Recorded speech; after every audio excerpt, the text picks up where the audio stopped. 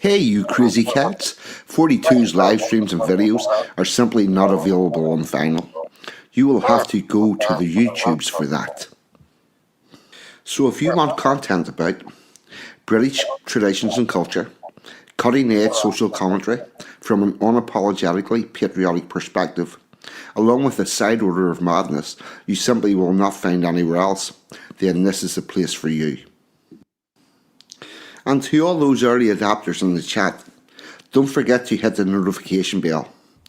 That's how you get the good stuff and make sure you never miss a tasty treat. So with that being said and done, squeeze yourself in. Let's get into it. You know you want to.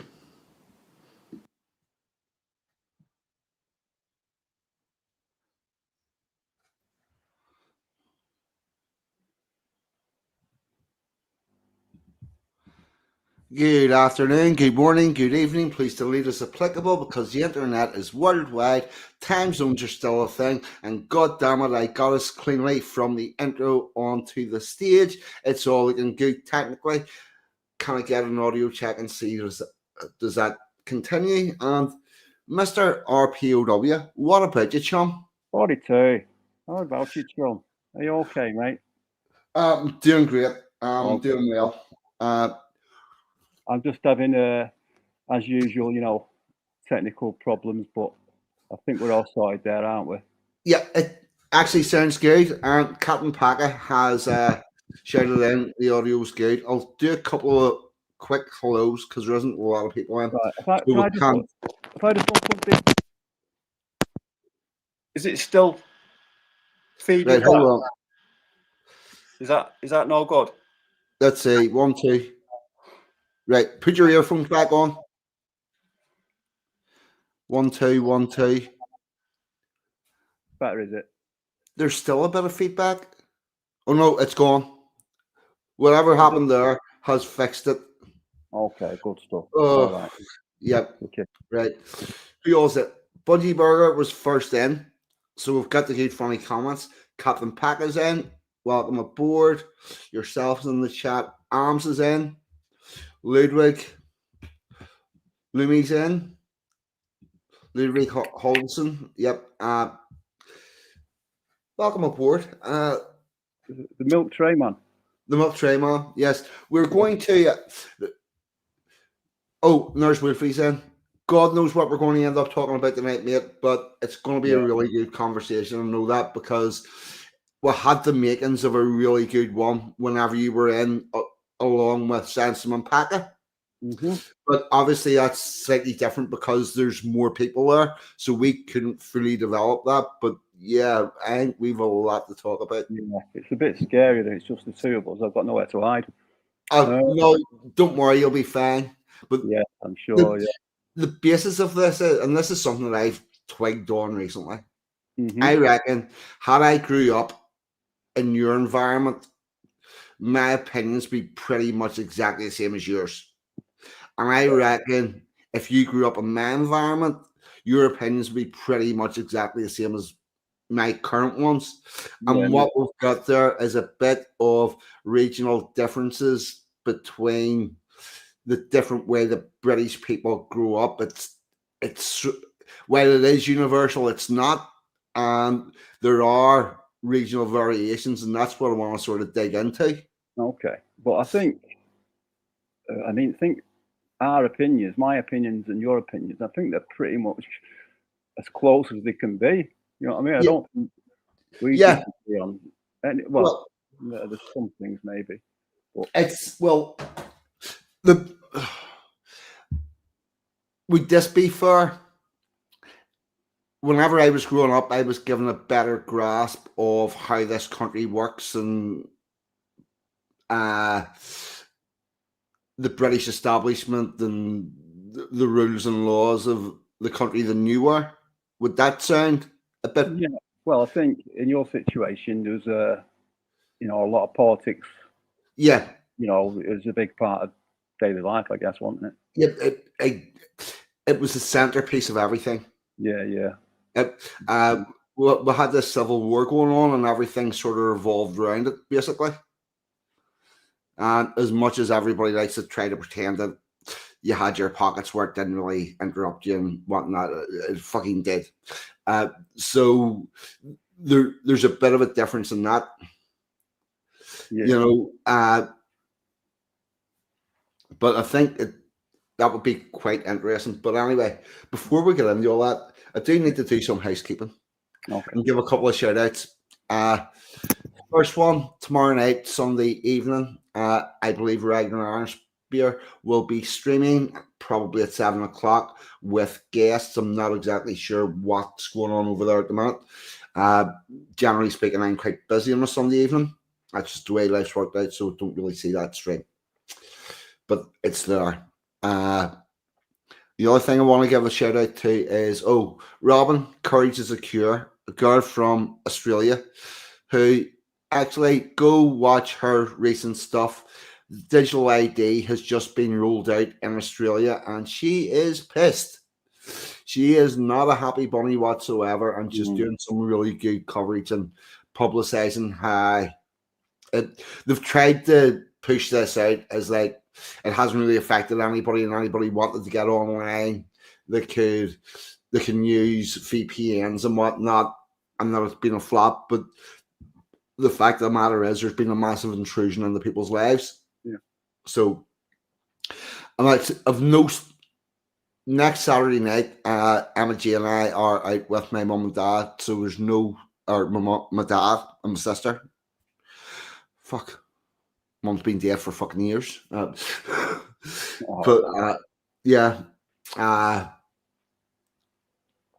So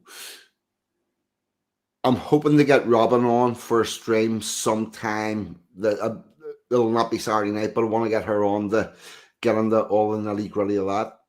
Other person I want to give a shout out to is Rich, RPW Media. I was on with him last night and we had a good chat for a while, and then I nodded off. Yeah. Keep you up to date with everything from an American perspective. And of course, obviously, the one, the only, the Dave Waffle House, the home of the world famous best duck race on the internet, was won by Don Brown last night. To much rejoicing. Yeah. So have you got your head around how you actually accumulate ducks yet, Pizzle?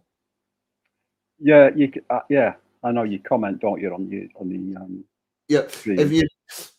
If you can buy them, can't you? If you do a super chat, I think it gives. If you can buy ducks, that's super chat, and that's the easy way. The difficult way is be the first person to get 420. At 920, be the first person to get that, or whenever he sings a random song, be the first person to put the name of the song or the artist in the chat, and you'll. Yep. Know that. Yeah, so you know the way he does a stream and he randomly starts singing a song. The first person to name that song in the chat acquires ducks. Right. Okay. I didn't realize there's all these different ways of doing it. Yeah. Oh yeah. It's all thought out, isn't it? The other thing is, if he starts to talk about a film or something cultural or whatnot, and he's trying to remember the name of it, the first person to get the name in the chat will indeed get those ducks. Oh, it's great stuff, isn't it? Yeah, it's a great idea. It's come up with that. It's a really good idea. It gets your heart going, doesn't it? Well, here's the thing. This evolved naturally. What he was looking for was, and there's the wonderful, sexy, amazing Emma G in. Yes, Emma G. Yep. It's possibly partially my fault, because he was doing the competition and always worked on the naming the songs or the film or whatnot. Right. And at this point, I was drinking cider and everybody else in the room was smoking dope. And surprisingly, I had quicker reactions for typing in the names of the songs. Right. So, I tended to win a lot. Right. So you've won a lot of old tap. Did you win it? It's fucking excellent, old tap, mate. I have. I really want a t-shirt. I really want a t-shirt. Oh, in my bathroom, I have got two little the a little thing it's made. It's like a man who's sitting in a hole, and there's a sign that says "hard" behind it. He's between a rock and a hard place. Yeah, I think I've seen it. I think Yeah. Emma put it on the Yep. Telegram picture of it. Yes, got Yeah, that. a while ago. And there's a monster face that I'm a one that's sitting beside it. In my bathroom. Fucking the tat is crack. It's fucking classic. Right. I honestly, Dave Wafflehouse, I know you're listening. Yeah, he's in the chat. Please do this. See on your shop, pick 4 parts of your handcrafted stuff, whether it be your intricate drawings that you do or something that you've 3D printed or sculpted into something. Put like 3 or 4 of them on it. Put an overpriced price on it. They should be minimum 30 to 40 quid a go. And you brand this as Dave Waffle Artisan Artisan Art. And honestly, sell that in your shop along with your other merch, because that will fucking sell. That 3D printing he does, some of it's really good, isn't it? Yep. The technology is amazing these days. Oh, wow. To be fair, the 3D printed stuff is going to be less valuable than the stuff that he did himself with the dough or with the 3D printer pen that is totally unique and original. Right. Because you've got the 3D printer one, anyone with the equipment and the ability to find the program can produce that. But the stuff that he built up with a 3D pen from his own, that's fucking 100% Dave Waffle. Yeah. Those 3D pens are just mind blowing. When I first saw them, I couldn't get my head around it. You sort of writing, and then you can just sort of write in the air. Yeah. Really weird stuff. Yeah, I couldn't get my head around them. But technology, amazing. Yeah. Oh, he's got fart. Is it fart spray? What is it? Is it liquid the liquid ass? Liquid ass, yeah. No, I don't think anyone's won that yet, have they? Oh God, yes, people have indeed won the liquid ass. Oh, have they? That's a yes prize. Okay. And I think we've also had a video of somebody sniffing the liquid ass. I'm not 100% sure. Dave Waffle can let us know about that. Did anybody go the extra hog and let us see their reaction to sniffing that, other than Dave, that probably make him sick and stuff. But yeah, the liquid ass is. I don't know. Is it the same as the fart spray that we used to have when we were kids? I don't know if you remember that. Like it's weapons grade. It's weapons grade version of that. Oh, is it industrial strength? Yeah. Okay. One of the things that it's used for is they are for special forces medics who may at some stage have to deal with wounds that are infected and blah, blah, blah. Whenever they're using the mannequins that they have for doing that thing, they put it in there so that whenever they open it up, the whiff comes out. Oh, seriously? Is that a thing? Yep. Because see if you see if you've got particularly if you're in a jungle or whatnot, and you've got an infection, it's like all swollen up, and that needs to be slit in the. Oh, it smells. That smells. That oh fuck, it is really really bad. And the army, the American army, got in touch with liquid ass people, and we're like, yeah, we've a military use for this, because we will then know that our soldiers will never open a wound to a worse smell than that. I don't know, that rotting flesh and that pus and stuff. Yeah, well, that's pretty damn bad. Oh yeah, well, that's what we're saying. This is worse. What you used to do it with like animals and stuff, right? Like you let a pig go in and you cut on that, and then it would get the lift. But no, this is more extreme. Fuck, So the rotting flesh will be like a Yeah, Holiday. walk in the park after you've no bother. Right. Laughing. Okay. I've just seen Sheila there, Dottie. Oh, yes. It's good to see Dottie.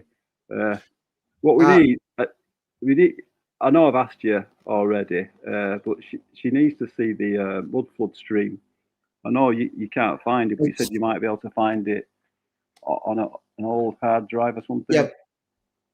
I will check that. That is on the Christmas to-do list. I've got a computer, my old computer.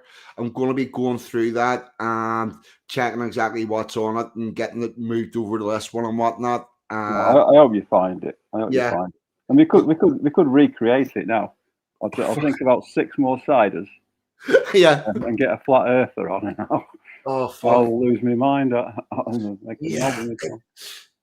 It was funny as fuck. And then I took it down off Rumble. YouTube. And I put it on to BitChute. Because it was on BitChute, right? Okay. Yes, it was on BitChute, and the reason why I got put to BitChute was I knew BitChute would not take it down. Yeah, well, there were a lot of N words, weren't there, and P words. There's a lot of swearing and stuff on it, but I put it on the BitChute because BitChute will let that go. Whereas I knew that had it stayed on YouTube, it was going to be a problem. Yeah. So I put it on the BitChute, so it was there. And here's the thing. BitChute pulled out of the United Kingdom. Oh no, really? I didn't know that. Because of the online harms bill, BitChute pulled out of the United Kingdom. They went, do you know what? This bullshit that you're trying to make us do with every video that's uploaded and do the checking and blah blah blah blah.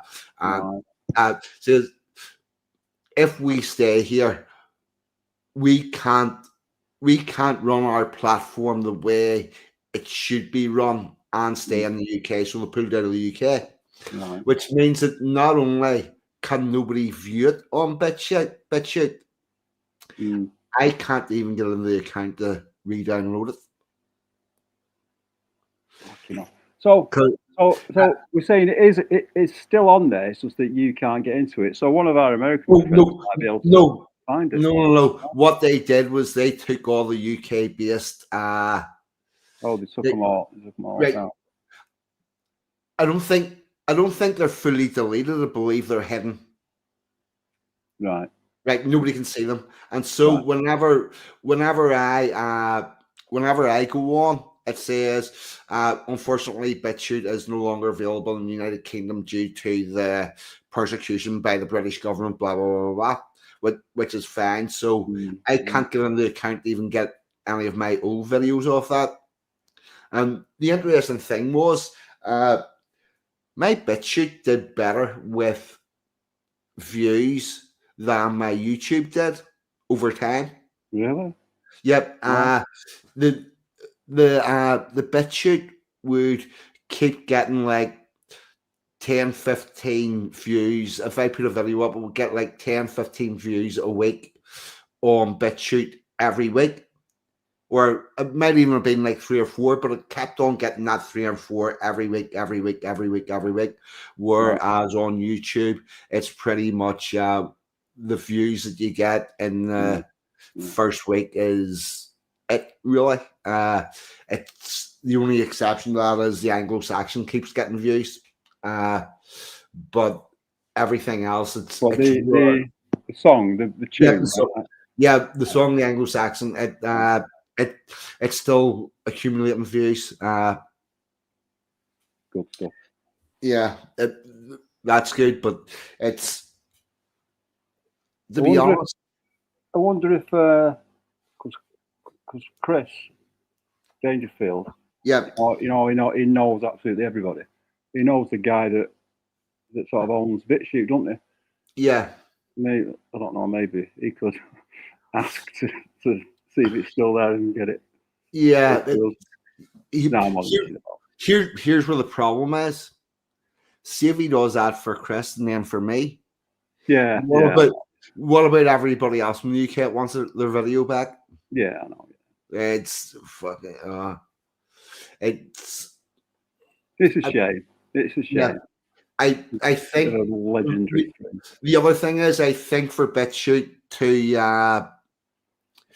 have their firewall in the UK firewalled off, they just can't let anybody onto that. I'm Yeah. curious about what might happen if I get a VPN and try to log in. Okay. But the thing is, BitChute knows that that account's from the UK. Right. You know, Well, so We'll it block started it. off with a UK IP address. Yeah. Okay. Yeah. Fuck knows. But I'll definitely, one of the things that's on the list for doing over Christmas whenever I actually get time. I mean, I'm actually going to get time this year. It's She asked me because everyone like kept mentioning mud floods and that. yeah. Because it happened before her time. She asked me. She said, "What's all this mud flood thing? What's all this mud flood Oh, stuff?" So I had to explain it that I made a knob of myself. But fuck. you know, it'd be nice if she saw it. Yeah, it's if I can find it, if I can find it, I will definitely send it to her. And Sheila, the other thing is, I hope everything goes well with your daughter. Yeah. Yeah, 'cause she's in hospital. She's back. She is back home now. Actually. Oh, she's back home. Excellent. Yeah. Good stuff. That's good. Yeah, hospital's no place to get better. No. Yeah, not these days. No, Jesus, it's too much. It's too much. I'm not 100% sure that the hospitals have got that much worse. Oh, I think they have. Mm. I mean, they might not have been great to start with, but no, they're definitely worse now. You know, with the invading army, that's just over. You know, that's just another target for them to destroy, and they are doing. Yeah. It's the I think the first debate we need to have is how many people are actually inside this country, and can we get an honest number for that? What you mean, invaders? No, what's the total population? Oh, right. Because what did they say it is about? Could be way off here, but is it like 80 million or something? It's something I don't know. It's like 80 million, but I reckon that's a good few million short. Right. Now, here's the by a few thousand every day, doesn't it? Yeah, but here's the interesting thing. It doesn't matter whether you're for immigration or whether you're against immigration. I think having a policy whereby we know the correct number of people that's inside the country, therefore we can judge what services we need to provide for that quantity of people. Because you can't, if you're trying to base your health service, your education service, your road service, your water service for 80 million people, but you've actually got 90 million people. Yeah. That's you're going to have a problem before you start. So let's at least start off with the honest figure of how many people we need to cater for, and then figure out how to do that. And that's not even on the immigration. No, that's not the immigration at all. No, it just makes sense, doesn't it? It's how the fuck you meant to run a country without knowing how many people's in? Yeah. It's like, do you know what? Say if you go to book a wedding, the first question you ask is how many guests. Yeah, because they need to know that information. Yeah, and not only that, how many guests you have coming changes the price of the meal. Yeah. Because they've got one price for 50 people coming, and they've a different price for 100, and a different price again for 200. Yeah. But if you're paying a price for 50 people and 100 people turn up, you know, it gets a bit thin, doesn't it? Oh well, if you go, here's the interesting thing: if you go in your first things, you've 50 people, and you work out a price and whatnot, and then you come back and say, "Here, hold on, I want to nearly double this. I want to put it up to 90." If the hotel can, they will accommodate you, because you're paying more than what you should be, because if you'd have started off with 100 people, you'd have had a reduced a price per head, because they're making more profit off, there's more individuals. Yeah. So, and then also, if they get 100 people in at a wedding, it's a different taking behind the bar from 50 people behind a wedding, Yeah. which goes into the offsetting and all the pricing and whatnot. So they'd be quite happy for you to go here. We're adding an extra 40 people in and go, right, if we've got the space, we'll do that. Yeah, well, they're not as happy as if they get offered, a whole full of immigrants.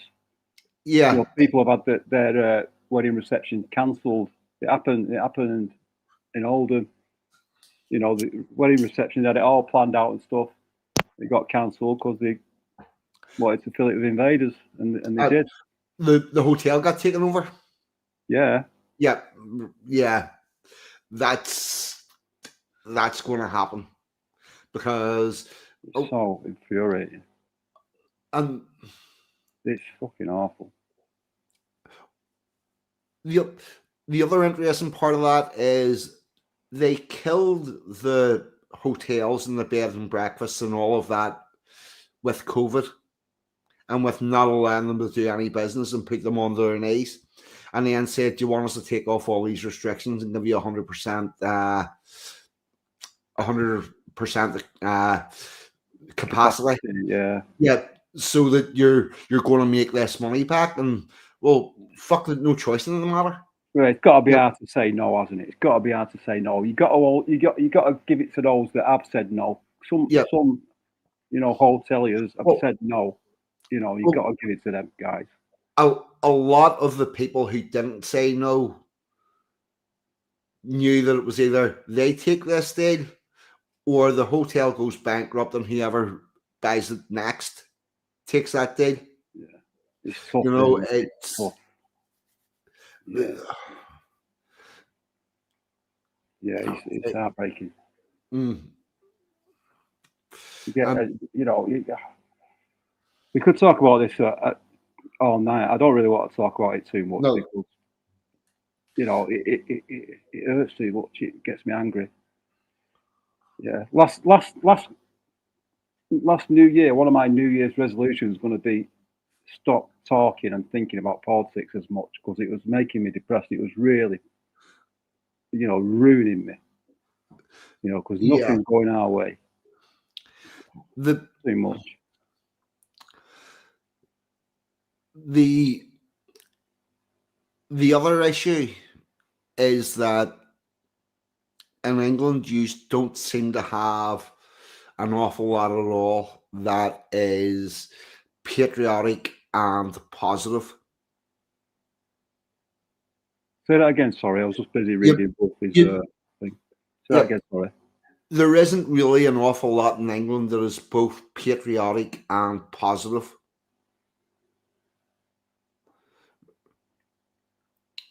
How do you mean? How do you mean? I know patriotic is basically code word for racism these days. Right. But let's go back to before patriotic meant racism, and let's use it in its in its proper terms. Right. An event where you celebrate your country. An event where you celebrate being English. Yeah. Like say St. George's Day. Right. St. George's Day. Yeah. That's practically illegal now, isn't it? Yeah. And by the way, St. George's Day is traditionally the secular English celebration day. Okay. That's not that was always a lesser patriotic day than your main one, which was the 5th of November. Right. And I see very little in Guy Fawkes Night that's actually celebratory of the country. Yeah, well, I think people have forgotten. Yeah, what it means. Well, they probably don't get taught it at school these days. I mean, I remember being taught what it was all about. but it's no doubt it's not taught these days, and if it is, it's not taught in a good way. Well, I'll put it to you this way. Guy Fawkes is the emblem for fucking anonymous. Yeah, it is. Yeah. Right. Guy Fawkes, the guy, the traitor, the person that Guy Fawkes now is supposed to remind you never, ever, ever to be like. Yeah, burn the effigy of Guy Fawkes. Yeah. Right. Is the face of anonymous. Yeah, it is, yeah. Right. And you get, even in Patriots circles, you get people saying Guy Fawkes, last honest man to enter Parliament.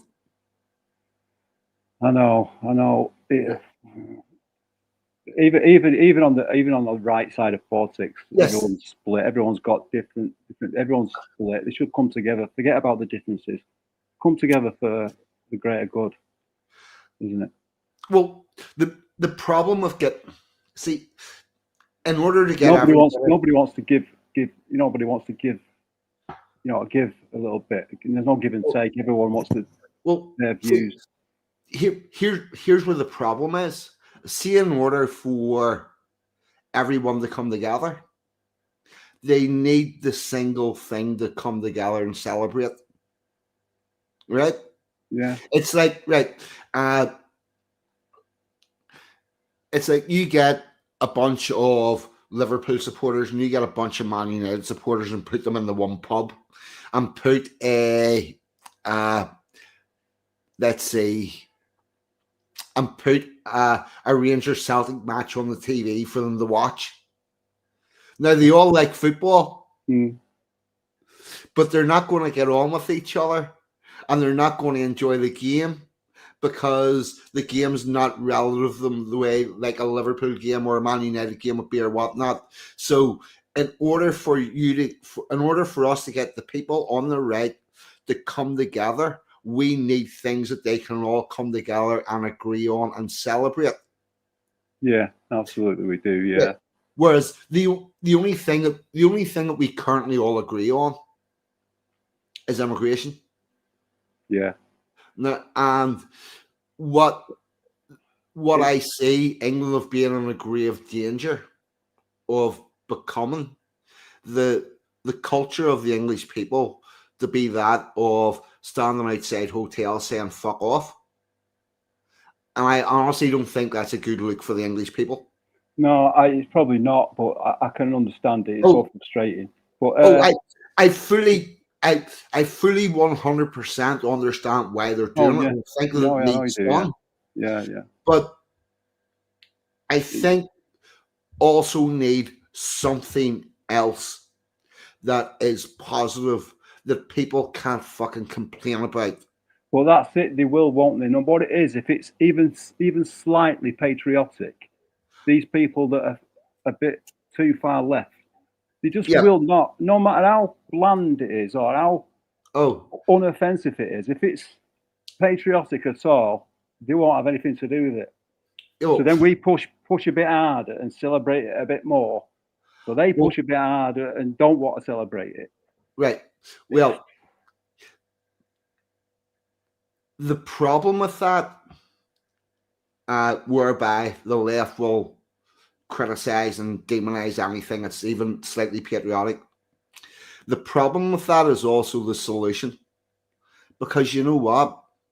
See, in order to stop any leftist come to join your group or whatever, all you need to do is put a very little George Cross on it.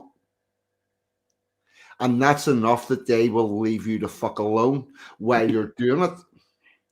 Oh, yeah, that's mind-blowing, isn't Brad, it? yes, sorry, 1 second. Brad, I've got that. I'm going to get a proper look at it tomorrow.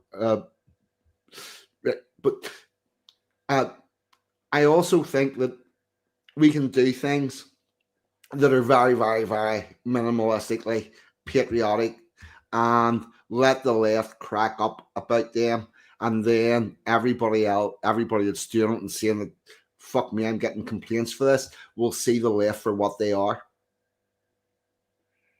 Yeah. What do you think? I mean, in my experience, I'm about I see people and talk to people, and it seems like everybody, sort of agrees with my stance about Yep. the immigrants and all that. But I don't know. Are they in the minority or what? Am I just Oh bumping no, into people that agree the with me? I the don't. It seems like everybody has the got my opinions.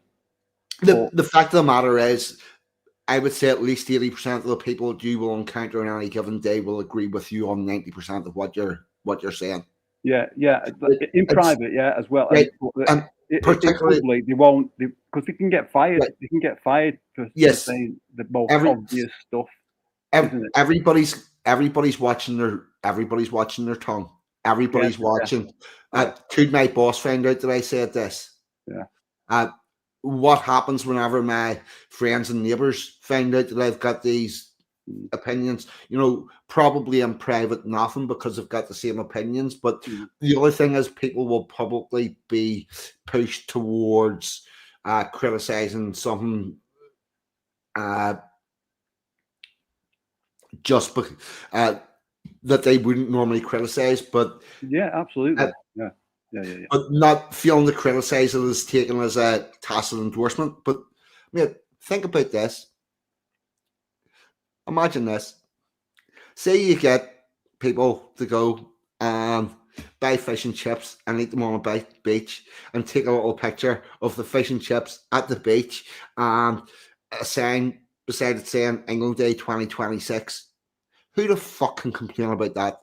Well, you'd think that, yeah, but Right? do you Yeah. remember that Gary Lineker and a couple of months ago were talking about how fish and chips isn't even British these days. That was brought by Oh, immigrants. oh, Everything that represents us is they try to take it away. It's yeah, it's fucking so. Oh God, I can't stand it. I can't stand it. yeah. Well, the thing about it is, whenever somebody says fish and chips, that was actually, and I'm going to go, that's bullshit, mate.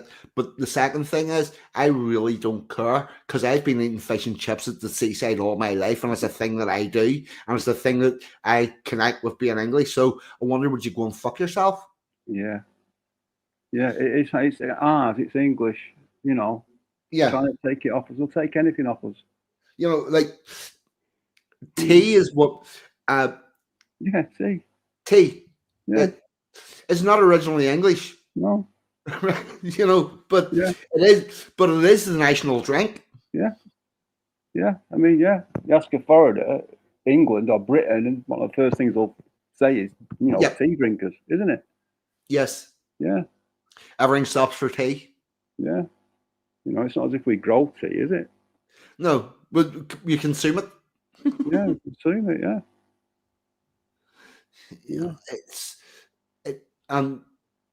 What I really can't understand is how fucking England Day is a hard sale. Say that again. Sorry. What I really can't understand is how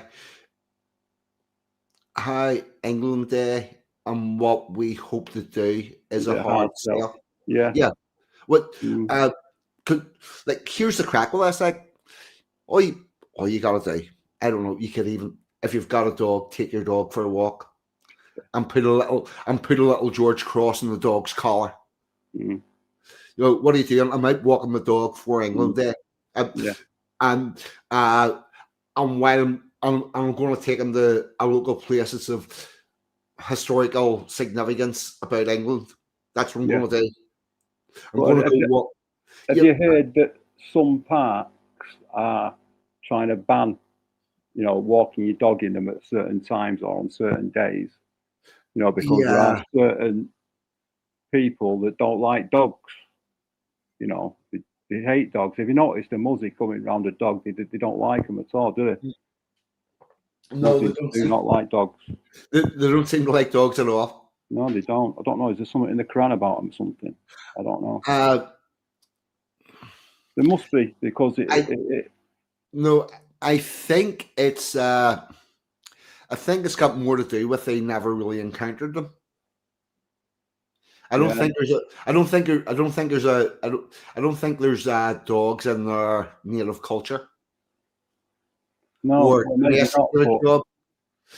I think the only dogs that they have ever seen would be like wolves that are trying to take their goats or something like that. yeah, they need them for fucking, don't they? Yeah. Yeah. Mm. Oh, Wolfie's saying it isn't. Yeah. Oh, it's in the Uh, Quran. yeah, Yeah, it's in I the thought Quran so because and the Hadiths. yeah, because like round here, it's there's a lot of Muslims, and you're walking your dog, they'll cross over the road rather than just walk near it. Oh, All of them. that They sounds like like a one to cats. me. They have cats, so they do like pets. They like animals. Yeah. But they all have cats as Mm. pets. Yeah, because I don't know. Mohammed liked cats, I guess. Wait. So you like pussy, but not with fur on it? Yeah. Oh, they like that. As long as it's under 12 and they're laughing. Yeah. Oh, well, it's not so much that they wanted them under 12. It's more that the sign of the first pubic hair, or the first period makes her a woman. Yeah.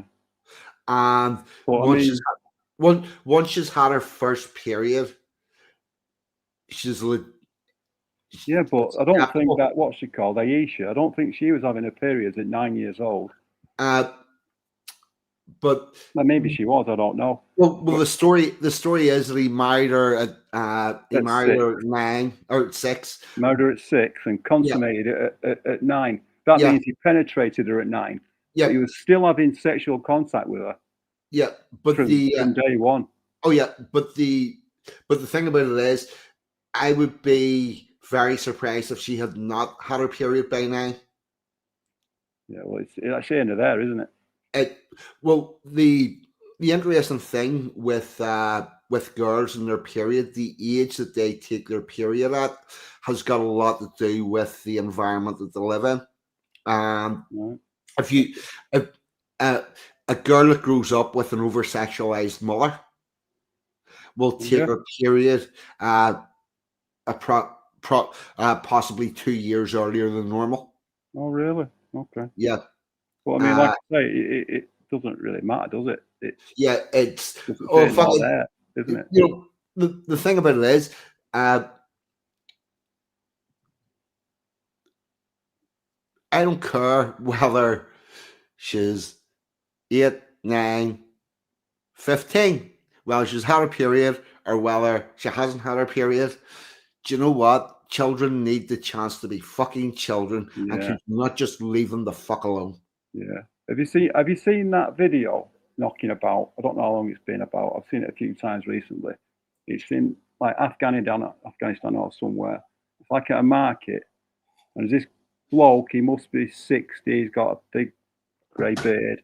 He's got this little girl with her. She must be, tops 11 years old, and she's pregnant, and it's his wife, and she's there like wiping her nose, like she's a little girl and she's pregnant, and Oh it's her fuck! husband. It's vile. I've seen it a few times. It's knocking about at the moment. But I mean, No. that's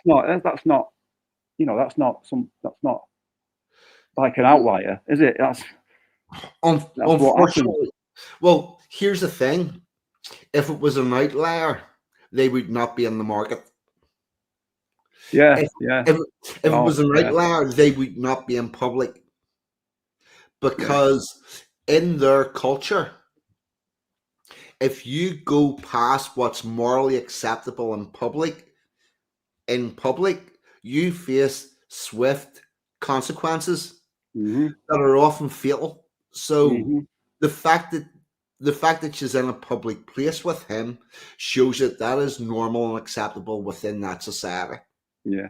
Well, like I say, that's just one video that I've just, Yeah, there's plenty of videos like that where these young children are getting married to, you know, 60-year-old guys, and there's no shortage of them videos.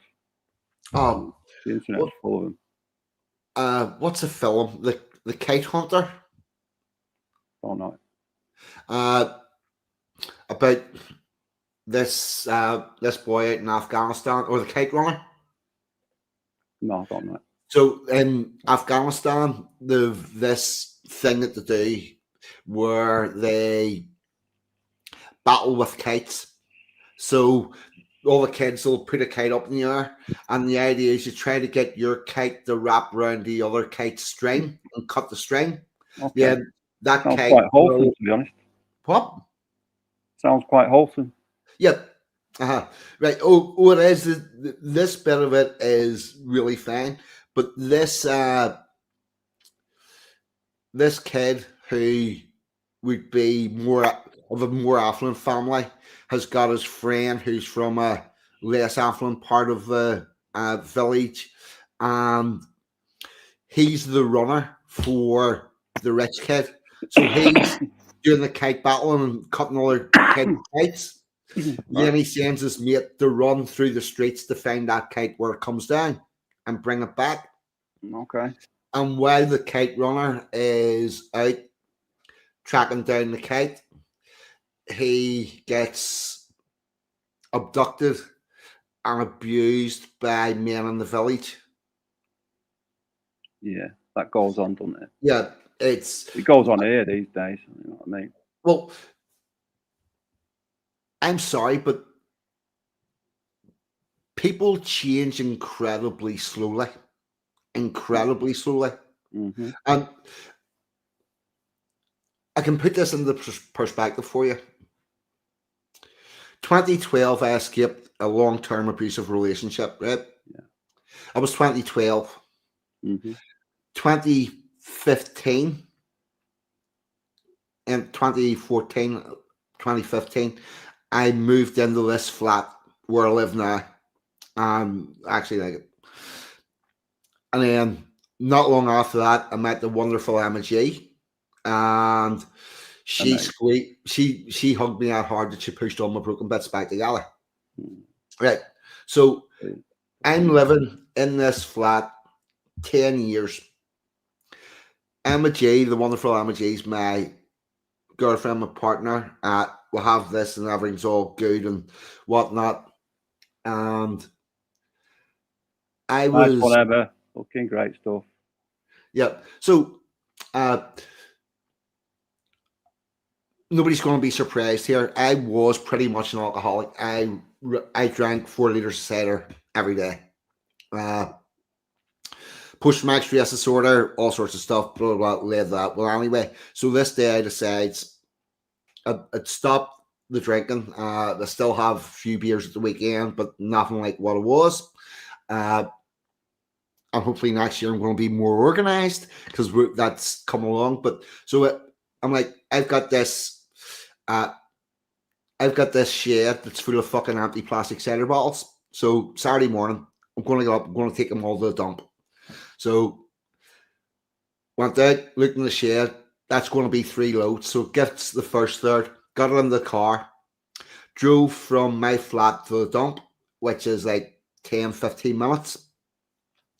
Dumped all the bottles. Driving back, there's a lay-by that looks over the river on the way back. So put it in the lay-by, stopped and had a smoke. Normal cigarette. Back to the house, loaded the next thing. Not a normal cigarette. No, it was a normal cigarette. Yeah, no, I get you. Yeah, just yeah, say that. You know, just in case anybody thinks, because I do now have medical cannabis. Oh, do you? Yeah, which is how I managed to get off all the alcohol. It's a fucking really big change. Brilliant. So into the house, gets an axe third, drove to the dump, dumped the bottles, driving back in the exact same lay-by. Stopped, had a smoke, back to the flat, got the last of the bottles, went to the dump. I'm driving back, and I drove in the exact same fucking lay-by. And I stopped the car. The car went over and looked at the river. I went, 40, you're here 3 times in an hour to stand in this exact fucking spot to smoke a cigarette. What the fuck? What is going on here? And it was like, you're figuring this out and you're not leaving this car park until you've figured it. what it turns out was whenever I lived with a witch, Mm-hmm. one of the things that I could do and not get shit about, wouldn't get shouted at, blah, blah, blah, was Oh, on a okay. Saturday morning, gather stuff up, take it to the dump, Right. and whenever it was coming back, I would stop for a cup of coffee or whatnot and pretend to be a normal human being for 10 minutes. I get it. Yeah. Okay. Right. Okay. I mean, I was still doing that 10 years of living. I was living in my own Yeah. flat Okay. for Well, 10 yeah. years Right. and I'm still doing the exact same shit. Yeah. I Right. get you. Yeah. Yeah. Yeah. Now, Sort of and ingrained. right. And that's me trying very fucking hard to be not what I was and putting a hell of a lot of time and effort into changing myself and making myself better. And I've been largely successful. Uh, Yeah. I Well, will it should say be. that Yeah. I will say in the last year I've came on fucking a leap or a bound because I've had this realization that I was still doing a lot of behaviors that I picked up from psychotherapists who were trying to teach me how to live within an abusive relationship. All right. Instead of telling me here, you need to change your situation. But they give me all these coping strategies to get through that. And Right. I Okay. kept all them whenever I left. So, That, and that's with me trying to change and knowing that I had some odd behaviors. What the fuck chance has somebody from Somalia or Eritrea or anywhere else that comes from there to this country, goes into the community where they speak that language, where they eat that food, where they carry on those same behaviors? What the fuck chance have they got of changing whenever I can't change whenever I'm fucking trying and I belong here? yeah. And you know they bring their Yeah. communities and their culture and all with Look, them. So they've not really left, have they? They yeah, just no, I haven't. brought it Look, with them. Yeah. look, there's a little town. Uh, there's a little town in Northern Ireland, just up the coast. It's called Moyle. Right, that's the name of the town. It's just like a wee not even like a fishing port. People go there for their holidays, the caravans and whatnot, and it's just a nice wee seaside town. But when its official name is Malay, what everybody that lives here calls it is Shankill by the Sea, because there's a whole bunch of people from the Shankill Road that go there for their holidays and Okay. have caravans there, Right. and you can tell. Well, if you go into the pub or whatnot, you know that it's full of Shankill people because they have a certain way of behaving. Right. And that's just that's just here. Fuck me. Uh, There's Yeah, we haven't we we haven't done anything to cause these people to integrate. In fact, we've done everything to make them not integrate because we have facilitated them continuing living with their own yeah. with Well, because telling them to integrate or suggesting they should integrate is, racist, isn't it? Round here, I remember a friend of mine telling me once.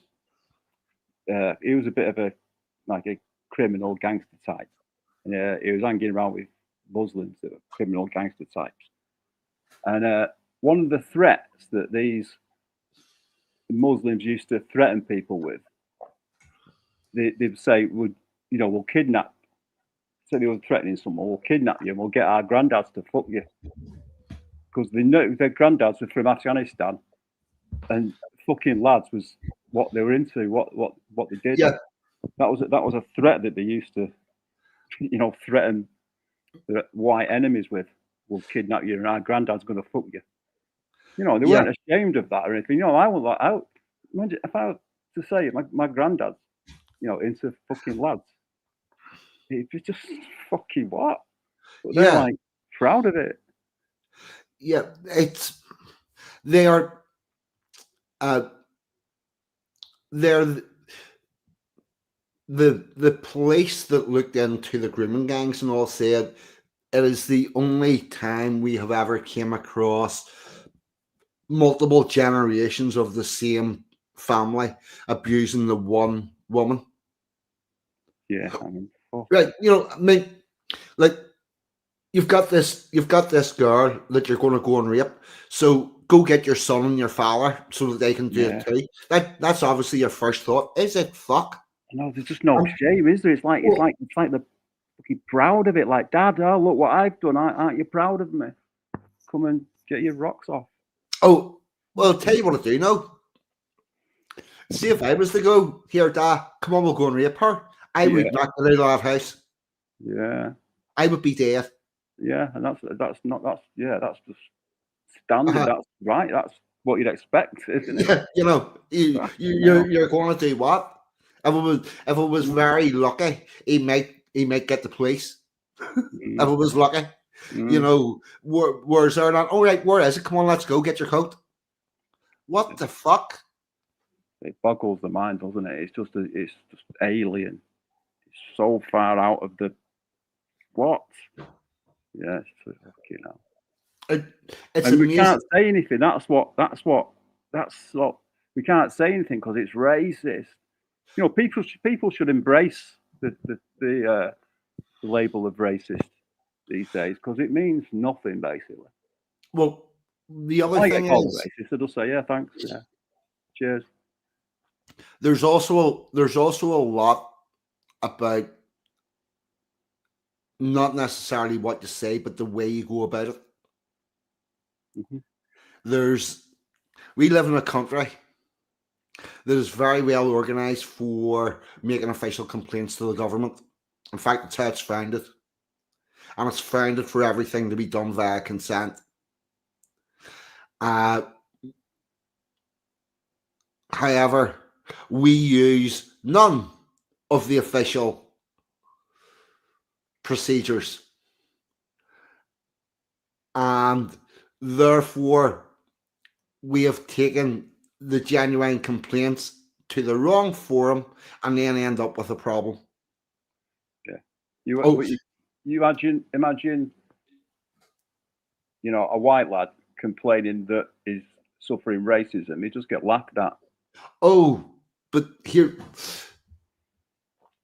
he's got to do it in the right way. He's got to go about it in the right way. Trust me, you need. I know this from doing the lobbying for male victims of domestic abuse. Yeah, right. Yeah, And it's actually really simple because you get the people that have got a fucking genuine case. This has been done against me. I did not get this job, or this was done, or that it happened, or all these people change language as soon as I walk into the room or whatnot. And what you do is you get that person and you let him tell his story to 5 or 6 or 7 different people first. And then he goes with them and tells a story and tells a story and tells a story until he's got that story that it works. And you put it into an order. You start off with the personal story. You start off with why you've came to this meeting. Then you go with what befell you and how the circumstances mounted against you. And you pose a question about what would happen if this was reversed and how it links to the government policy. Because what everybody seems to forget is see all the protections that there are for black people. mm-hmm. They're legally there for white people too. Yeah, but they're not enforced and Oh, just yes, blatantly flouted. There was the BBC, you know, advertising jobs, wasn't there? It was a couple of years ago, and they specifically said, you know, I don't know what the wording was, but you know, not whites need not apply.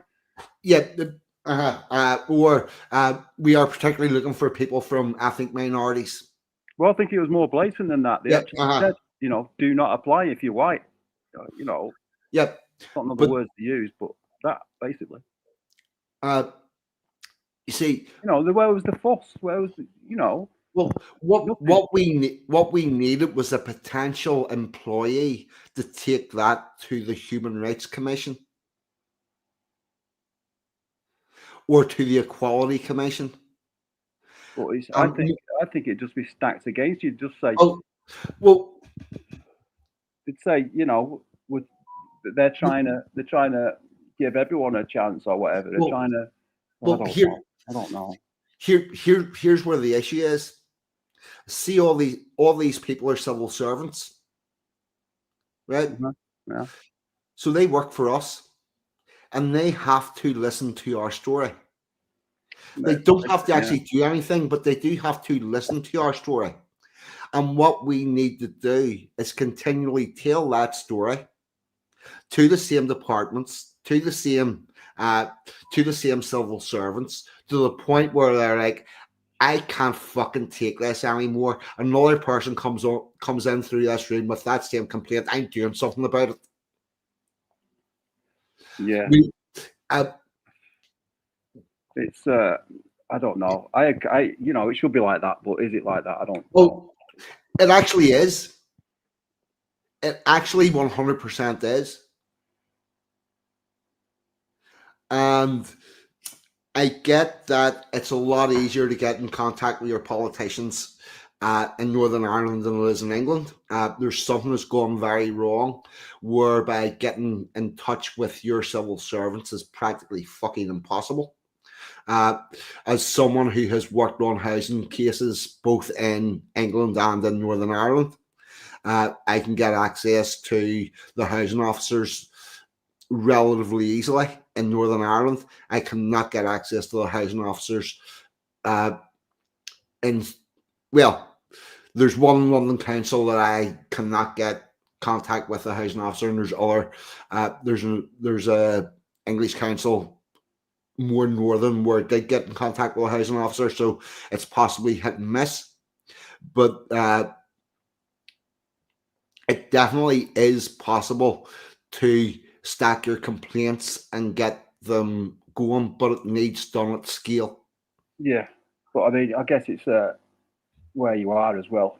Like where I am, Yeah, I wouldn't even bother trying. If I wanted to complain about some racism towards me, it just wouldn't be even logged. Never mind listened to. Oh, here's the thing. If you're doing it through the correct channel, it has to be logged and it has to be recognized. If you, I know, no doubt, everyone should do it. They should do it, but I don't fucking know. It seems like it's gone too far, and we can't push back now. It's losing heart. We'll have to start somewhere. Yeah, we do. I know. We do. Yeah. Well, consider this. If you consider it as like a pendulum that has swung away to the left, okay? Yeah. And you want the course corrected back towards the right, and it's now at fucking 80 degrees to the left. You have to accept whatever's going to happen at 75 degrees to the left as that being forward, because if you don't accept that, you're never going to get it back down to fucking level, let alone swinging towards the right. So I am sort of blackpilling a little bit. I do think the pendulum is, slowly and a little bit swinging more to our way, a little bit. It's not as bad as it was, 3, 4, 5 years ago. I think more people are waking up. I think more people are waking up, but it's just more people need to say something and be heard, not just say it behind closed doors. Yeah. Yeah. I'm seeing this all over the place. Jesus was a refugee, and fucking in America, nativity scenes being replaced by ice. Here's the thing. Mary and Joseph went back to Bethlehem to give their names for the census because that's where Joseph came from. Yeah. Right. So how the fuck is he a refugee? Going back to his hometown. Yeah. I don't know. But you just Yeah, brought up, sorry, you just brought up the nativity thing. yeah. They're being attacked across Europe, aren't they? Baby Jesus having his head cut off. You know, human Oh, shit being smeared over everything. yeah. Oh, and don't forget, it was a Hello? I don't know. I can't hear you. 42. I don't know. Can you hear me? Hello?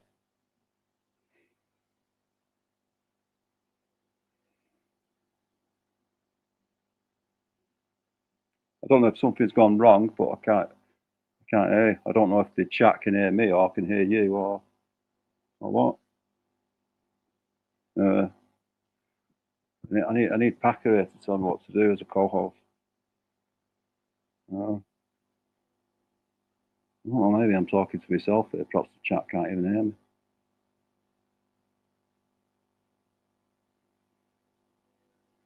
Oh, it's who can't. Can you hear me? hello. Oh, hang in there. Oh, cheers, Packer. Right. Yeah, I can hear you now again. 42. Oh, fuck, yeah. I'm not sure exactly how much that cut off, but yeah, the feminist, the French feminist bunch, femme that's always on about their tits hanging out, they stole the baby Jesus from the Vatican about 10 years ago. This has been, I'll tell you what, do you know where this goes back to? This goes back to the life of Brian. Right, but I think it's a lot more. It's different these days. I think. Oh, well, We are in a Muslim attack. They are trying to take over Europe, and they're succeeding. It's been handed over to them. They don't even have to put up a fight. It's being handed over. I would agree with you if it was. I would agree with you if it was only the Muslims attacking the nativity, but it's not. No, It's in fact, the vast majority of the people doing this bullshit are fucking white. Yeah. You know, No doubt. No doubt. Here's one of our problems. We cannot continue to blame Muslims for what white people are doing. Yeah, I guess it's white liberals. They're so blind. They're blind, aren't they? There's something wrong with them. They're blind to what's going on. Well, I can't work it out. It seems to me that we need to deal with the white liberals before we have any chance of dealing with the Muslims. Yeah, no doubt. Because it's like even if we were to get large scale deportations going on, which is not going to happen, people. But even if we were to get that, it's not going to be any use whenever we're emptying a room, for an analogy, but the liberals are filling it as we empty it. So it's still there. We need to deal with this white liberal bullshit first, and then the immigration will begin to take care of itself. Where do you start, though? Where do you start? It's difficult, isn't it? It's so difficult. Oh, you start with your next. Oh, I know exactly where to start. Oh, fuck yeah! I'm just speechless. I don't know what to say. The white liberals are so blind. I don't know. If you want to know where to start, it's in your local housing estate. Yeah. You make it not a nice place for liberals to live. You make it overtly English. Watch the liberals move out. Watch the patriotic English move in. And then you've got a housing estate to start from. But that's where you start. Yeah, it all sounds nice, but I don't think it's as easy as that. It would be lovely if it was. Trust me. See if you start setting houses on fire, it is that easy. Okay. We did it in Belfast in about a year. Yeah, you know what you're doing over there, though, don't you? Oh, yeah. But we the segregation in Belfast happened over the course of about 2 years. Segregation in Londonderry happened over the course of about the same 2 years, where everybody moved to their respective sides and battle lines were drawn, and you needed to get yourself to the right side of it because you weren't going to have any form of a life in the wrong part. Yeah, I think it's different over there because I don't want to use this word, I don't want to upset you, but just say Irish, Yeah, Northern Irish. yeah. They're a lot more patriotic and stand up for their own people. I don't know if it's because of the Troubles or what, Well, but well they do seem to stand up for themselves a lot more than here, we do. here's the thing, Pizzle. What side were your family on in the English Civil War? I don't know. The Royalists set up. I don't know.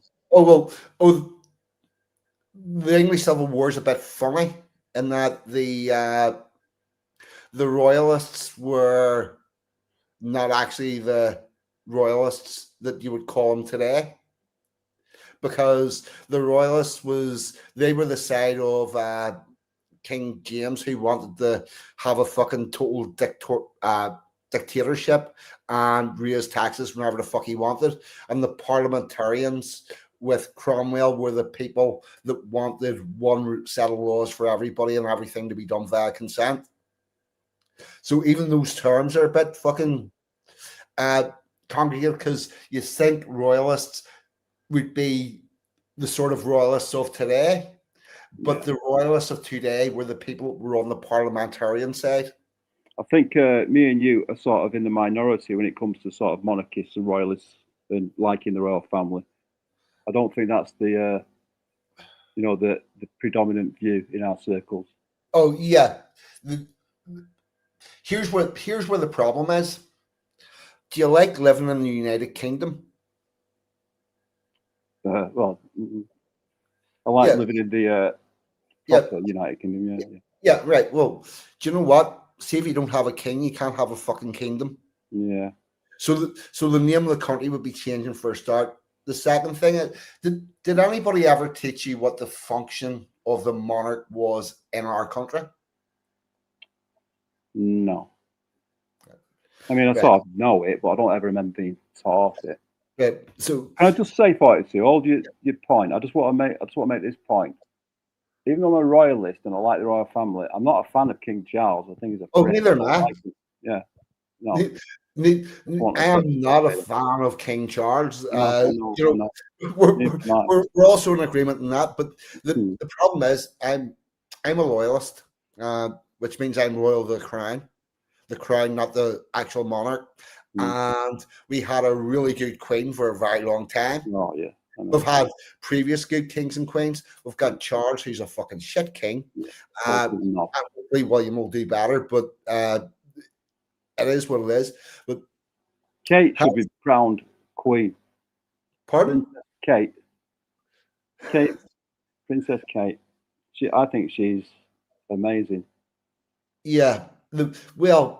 That's we have only had one proper joint king and queen monarch, which was William and Mary in 1688. Okay. Camilla may be called the queen, but she's fucking not. Oh yeah, she's just a she's not. Yeah. They may call her Queen Camilla, but she's not. Yeah, she's not a queen like Queen Elizabeth. No. How it was taught to me, I was taught this in primary school, by the way. We all were where I live. You've got the people on the right of politics and the people on the left of politics, and they can have a disagreement about how to move the country forward. And then you've got the king or queen that sits in the middle, that everybody can support, regardless of whether they're on the political right or the political left, and their job is to try to keep the discourse between the right and the left sort of on a evil keen and polite, which it's no longer polite. So that's the role of the king or queen. The royal family is supposed to be the thing that will unite all of the British people.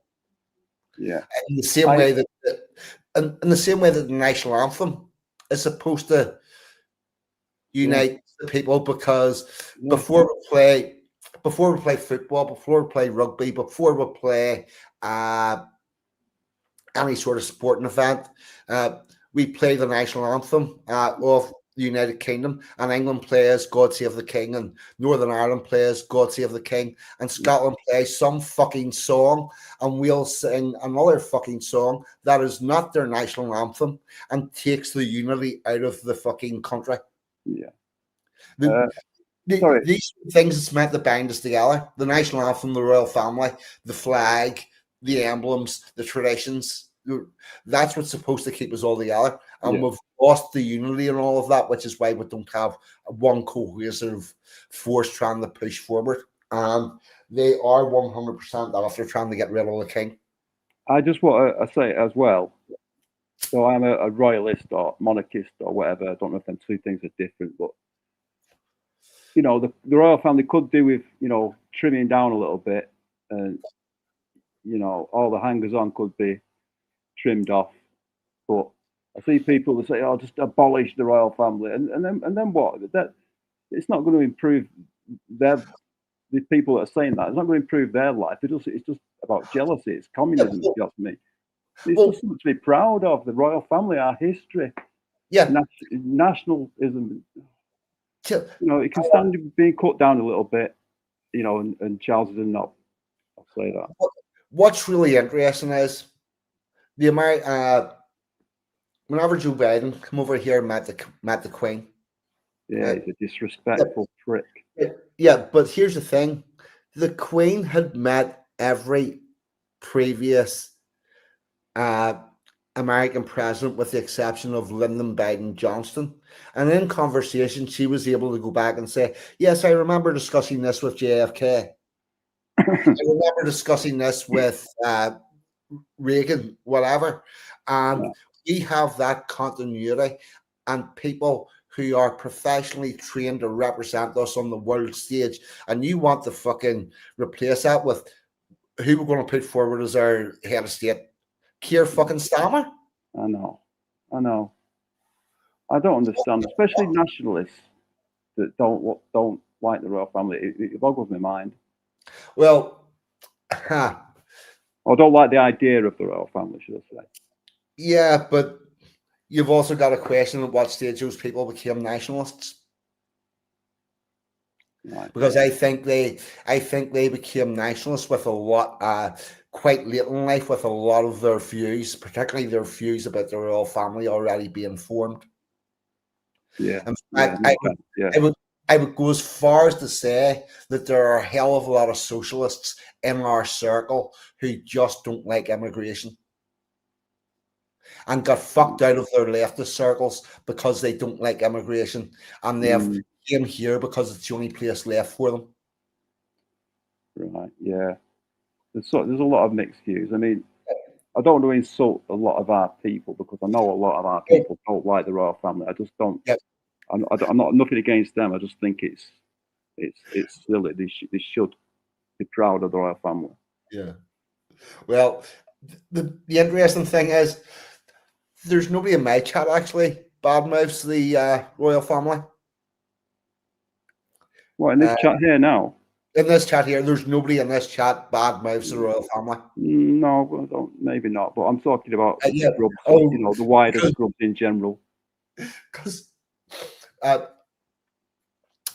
people that do badmouth the royal family, they decided to not come back of their own accord. Because I told them I don't put up here on here. And to be really fair, see if people don't like the royal family and they're in my chat, they're very welcome to stay here, and they're very welcome to have that opinion. Just don't be trying to shove it down my throat. because I ain't listening to it. I just think I don't think you can call yourself a true nationalist and be against the royal family. But Yeah, I don't know how that works either.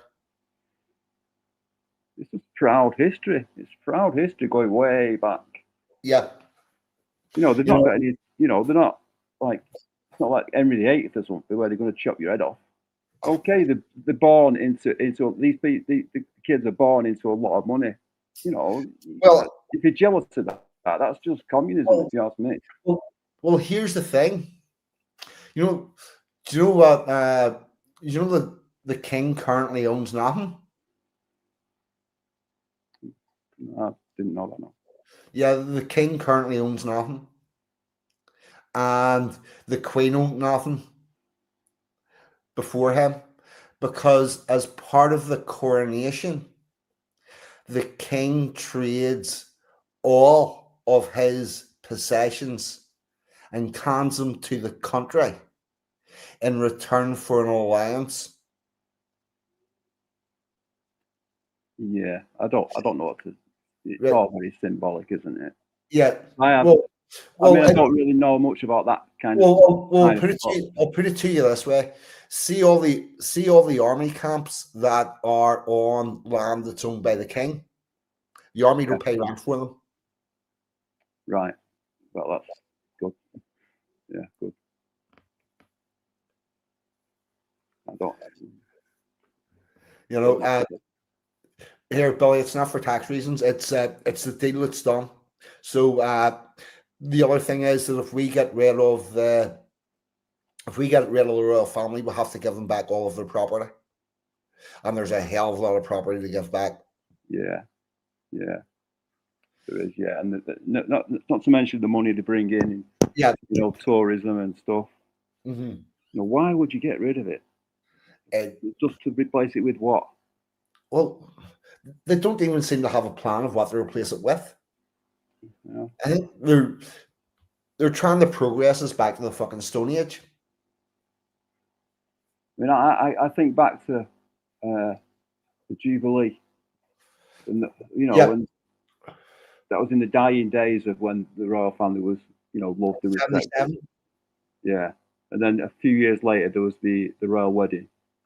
Yep. And after that, it went to shit, really. Oh, but the Jubilee, what a awesome time! I can remember I was only 6, 7 years old. Yep. And it was just amazing. I can remember loads of it. The Jubilee scared the absolute shit out of the left.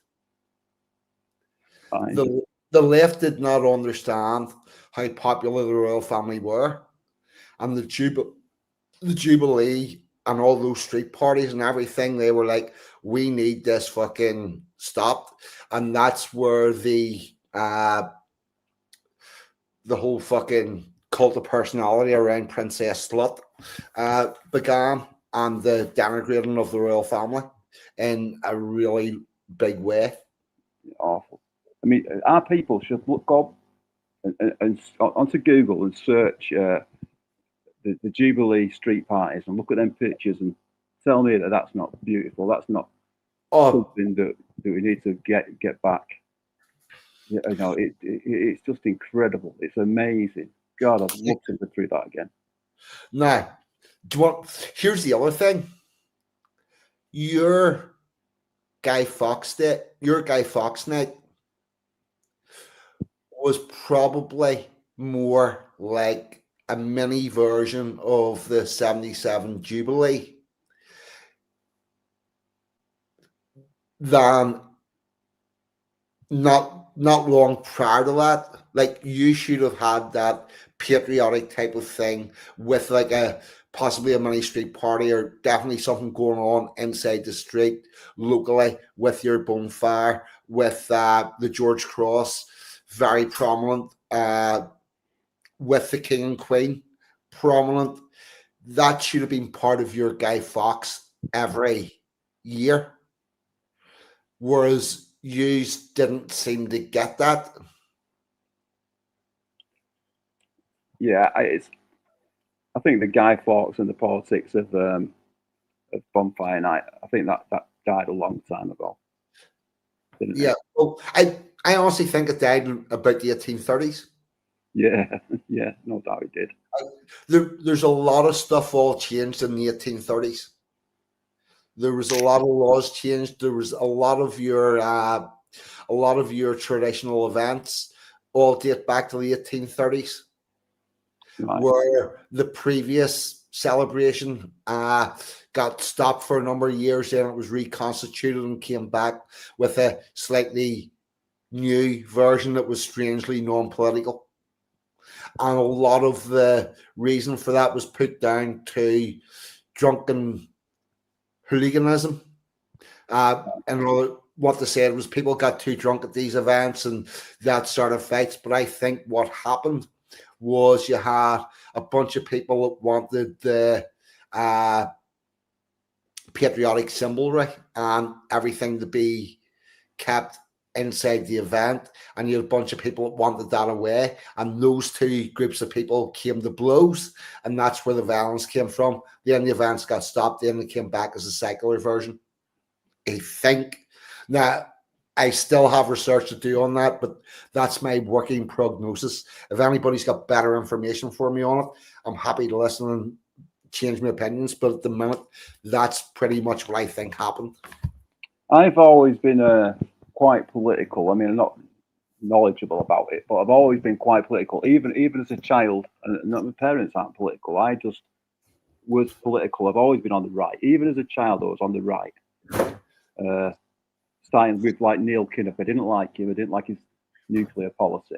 But anyway, I've always sort of been on the right, and I never thought of bonfire night, even though I knew what it was all about. I never thought of it as a political thing.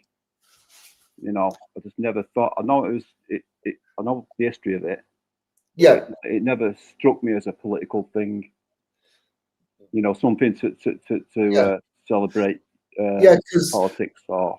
it's it's a celebration of catching the man that was trying to murder the king, and then put a 9-year-old princess on the throne as a dictator on behalf of the Vatican.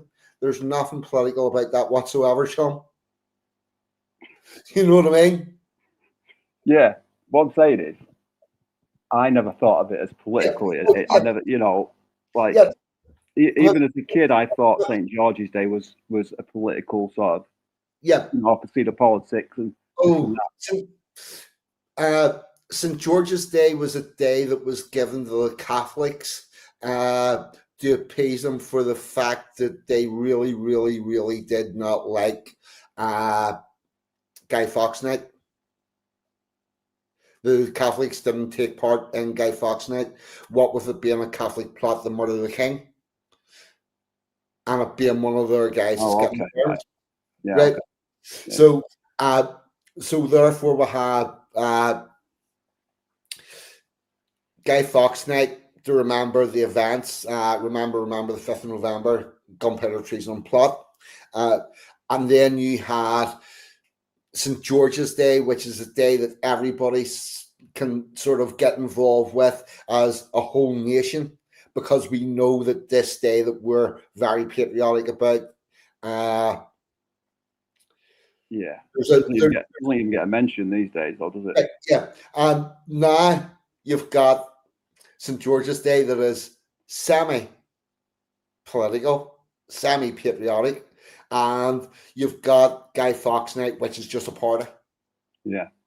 If St. George's Day, if it's mentioned, if they're mentioning a list of things that are happening around St. George's Day on the BBC, if they do mention it, you can hear it in the voice of the resentment. It's always at the bottom of the list, and they sort of resent having to mention it.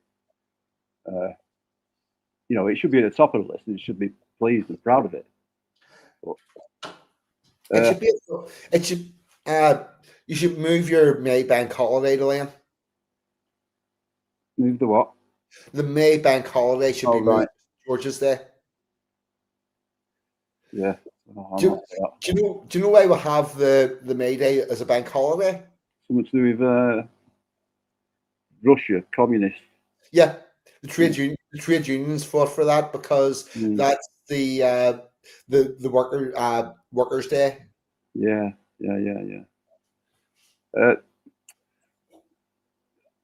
Bonfire night is sort of dying out. It's been replaced with Halloween and trick or treating and all that these days. I know Halloween's always been a thing, but when I was a kid, trick or treating, never heard of it. Well, what's that? That's something that the Americans did. It wasn't something it's big now, isn't it? Halloween. It's big. Halloween was big here whenever I was a kid. Really? Yeah. Oh, really big. You didn't have trick or treating. No, God, trick or treating. No, please, no. If I'd have wrapped your door and you gave me sweets, it'd have fucking hit you. Because what we did was we collected money for Halloween. So we went door to door, and it was you started off with good intentions and you gave them the full rhyme and did your performance and went Halloween is coming and the geese is getting fat. Yeah, that's it. Yeah. I remember that. Put a penny in the old man's hat. If you haven't got a penny, a halfpenny will do. If you haven't got a halfpenny, I'll put your windies through. Yeah, no, I do remember that, and that was a thing. But yeah, but it's called proper calling, and we used to do the same thing with Bonfire Night, didn't we? Didn't it? You used to go around singing. The English have already been down round everybody with the guy, collecting money for the guy, and cleaned them out like a week before Halloween, so you couldn't go back the next week and ask for more money. Whereas in Northern Ireland, our bonfire is in July, and we are very big on Halloween. And what we did as kids was you went around door to door, rapping the door, and you start off doing the whole rhyme, but after about 6 doors, you're like, any money for Halloween? And remind me again, what was the rhyme? Because I've not heard that for years. I did used to do it. What was it? Please put a penny in the old man's hat. Halloween is coming and the goose is getting fat. Please put a penny in the old man's hat. If you haven't got a penny, a halfpenny will do. If you haven't got a halfpenny, God bless you.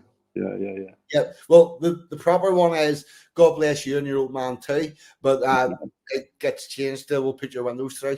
Yeah. It does. 42. I need a toilet break, my friend. Right. Well, I'm going to play the England Day song, so that works well. Sorry, I missed that. What? I'm going to play the England Day song, so you'll have plenty of time. Okay. Back shortly. All right. Open.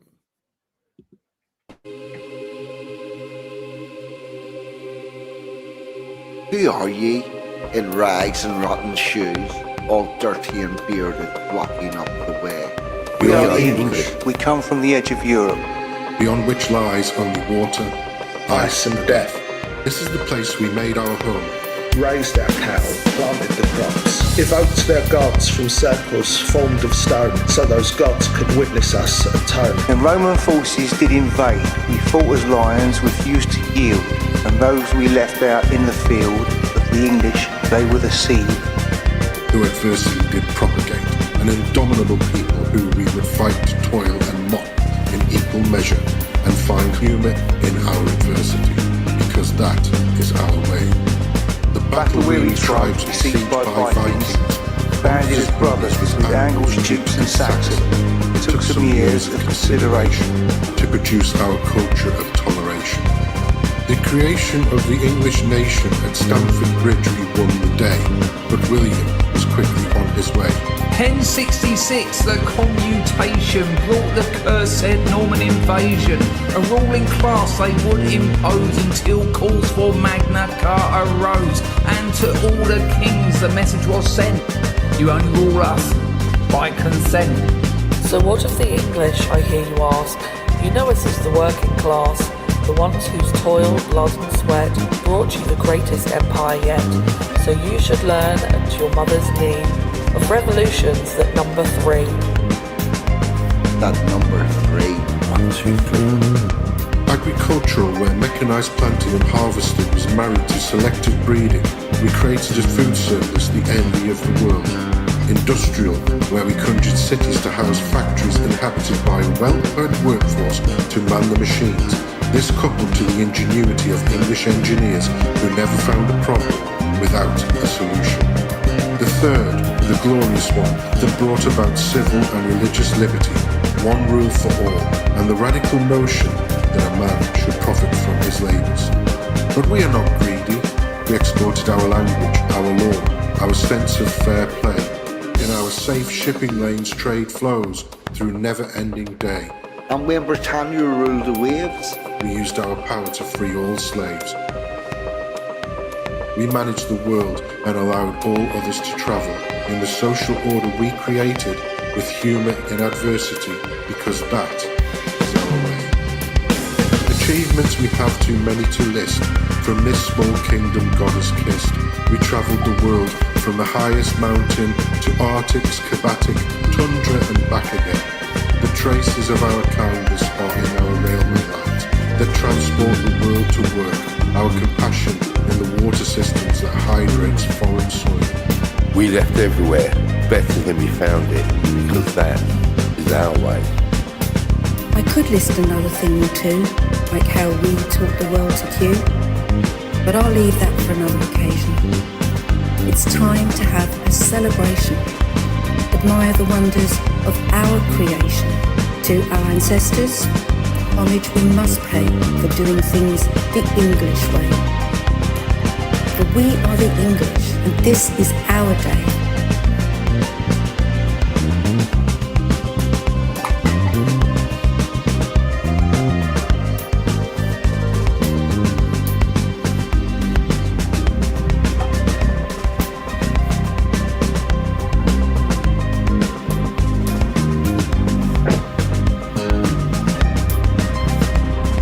who are ye?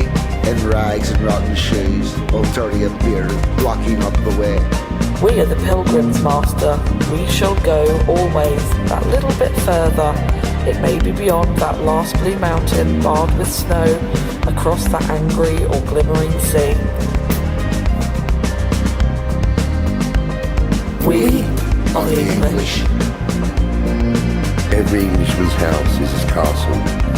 So hoist your colours on the ramparts for England Day. Then down after St George's Day. We are English, and we'll be patriotic in an organised way.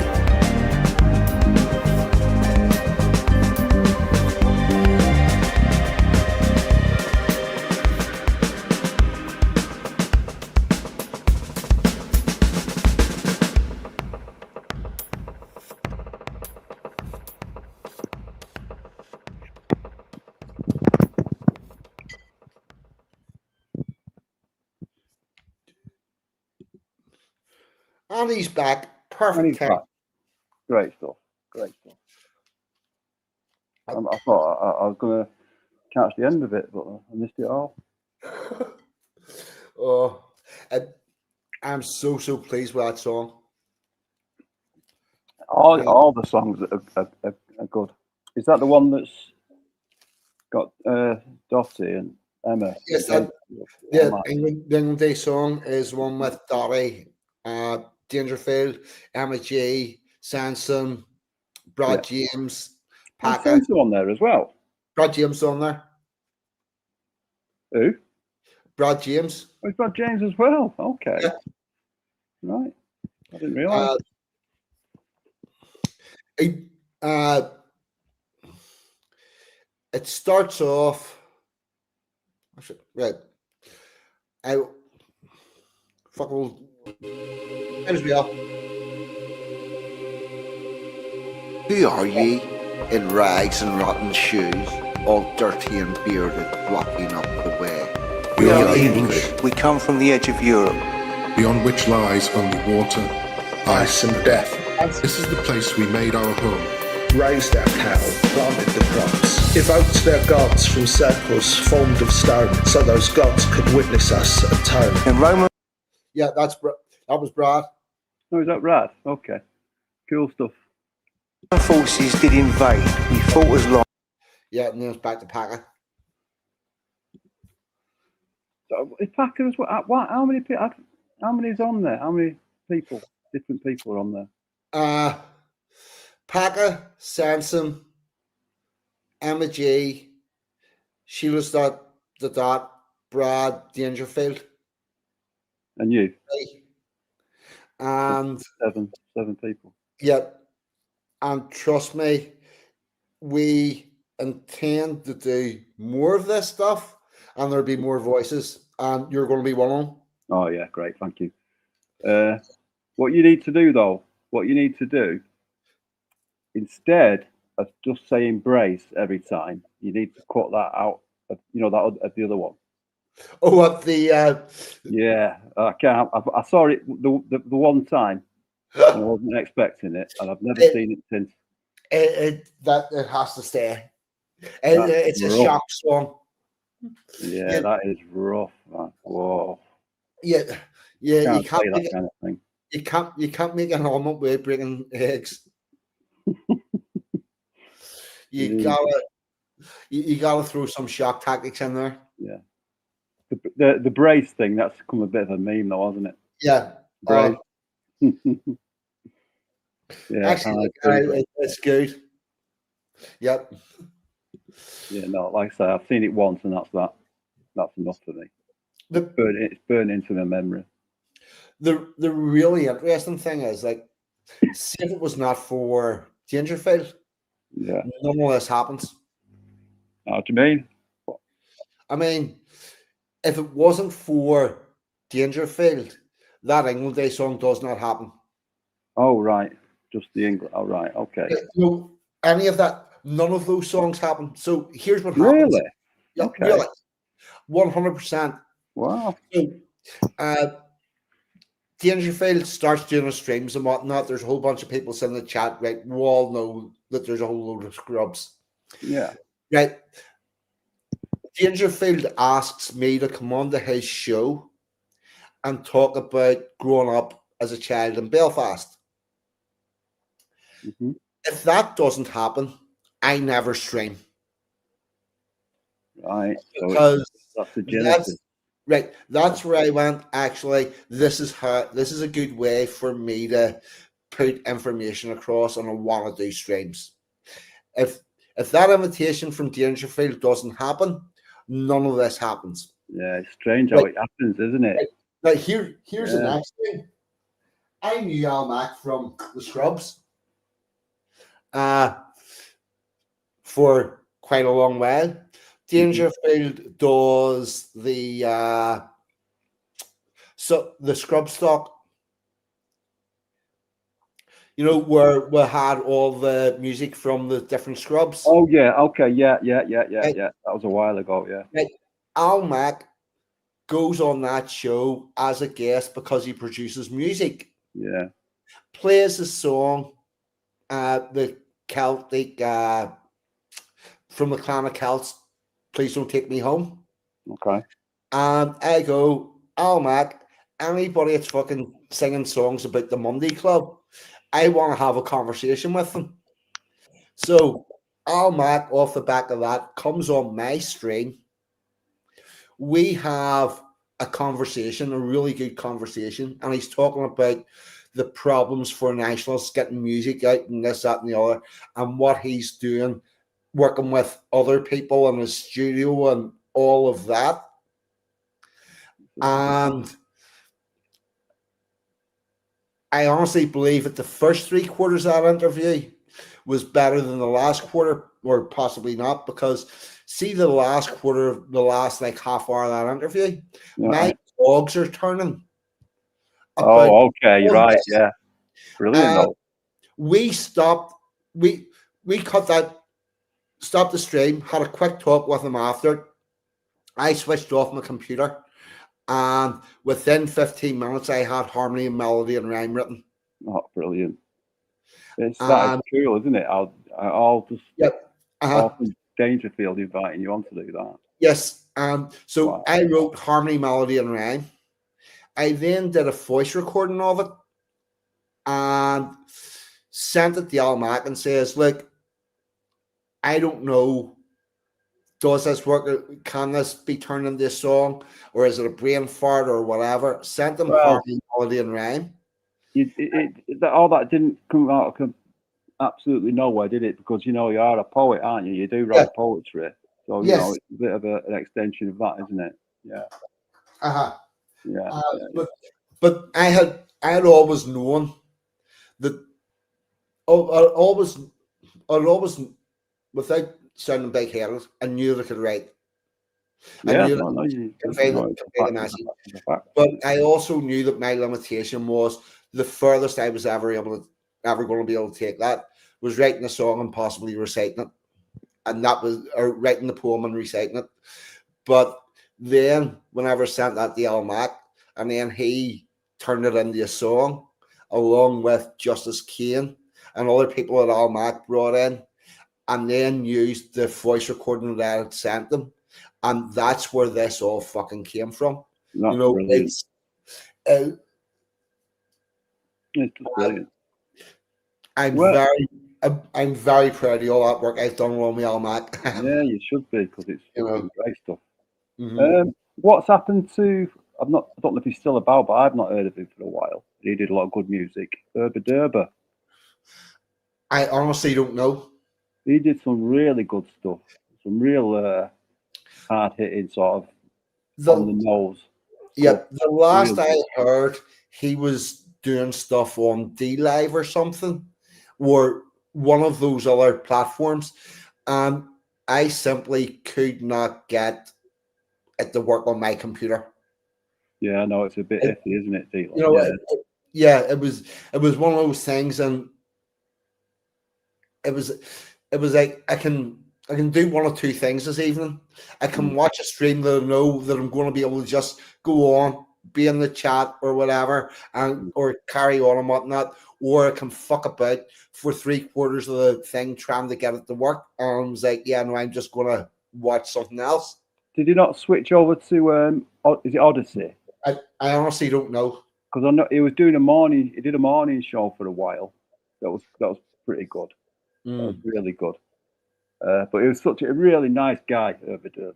Really nice guy. I mean, I didn't know him personally or anything, but you could just, when you watch his streams and the way he interacted with people, he's such a good guy. Yeah. Well, like that cat videos thing was absolutely fucking amazing. The what? The RPOW cat videos, the song. Oh right, I don't think I've seen it, to be honest. The one that sticks in my head is it sticks in my head, but I can't even remember the name of it. But anyway, there's a few. He does a few that are really good. Yeah, the premise of it was it was like, we can't talk about all this sort of stuff, but at least we can watch cat videos. Right. Oh, yeah. Okay, it rings a bell. No, it rings a bell. Yeah. Fucking we've got all this supposed choice, but you go past cat videos, you could end up in trouble. No, it really good. It'd be good if you could do a bit of a collaboration with him. Yeah, but it's like say it seems to have disappeared because I've not seen it for a while. Yeah, that's a pretty good call. Yeah, that's a pretty good call. There's other stuff I want to do. I want to do more writing. I want to do like Substack type writing. Yeah, well, that's funny you should say that, because I want to do that sort of stuff as well. Last night I found a notebook of mine with all sorts of ideas and paragraphs that I've wrote for my novel. And it's a funny novel. I think it's funny. It makes me laugh. Yeah.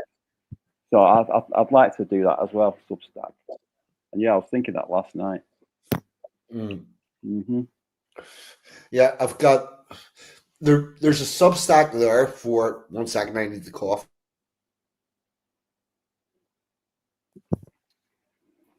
I've got a Substack made. 1 second. This is still.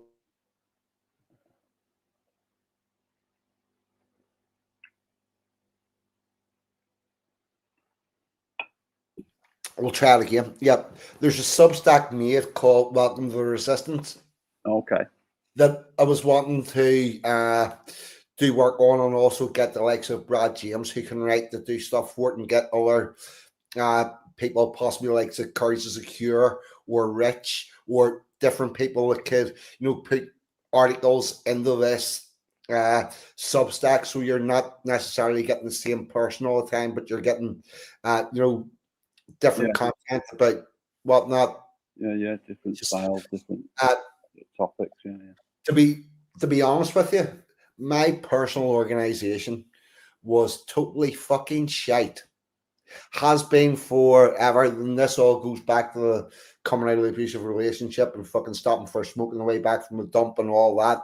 And I don't know, Poiter. You seem to have done, pretty damn good.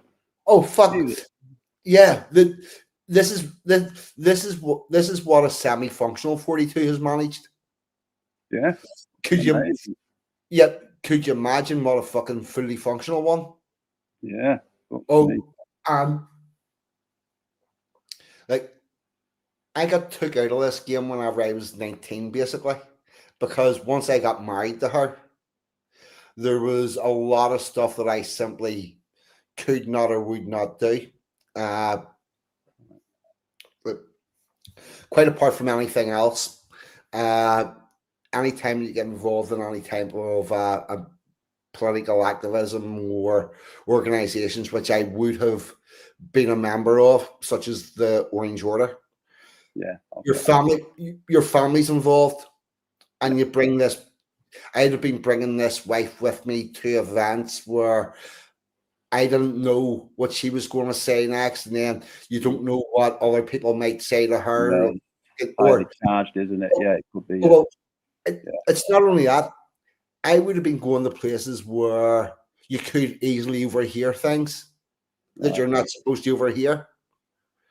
And obviously I can't have that happening with her, because I know that if I overhear something I'm not supposed to hear, that nobody's ever finding out about it.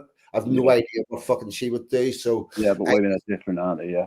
Yeah. Well, did you say you was 19 when you married, Michael? Yeah. Yeah. And you was how long?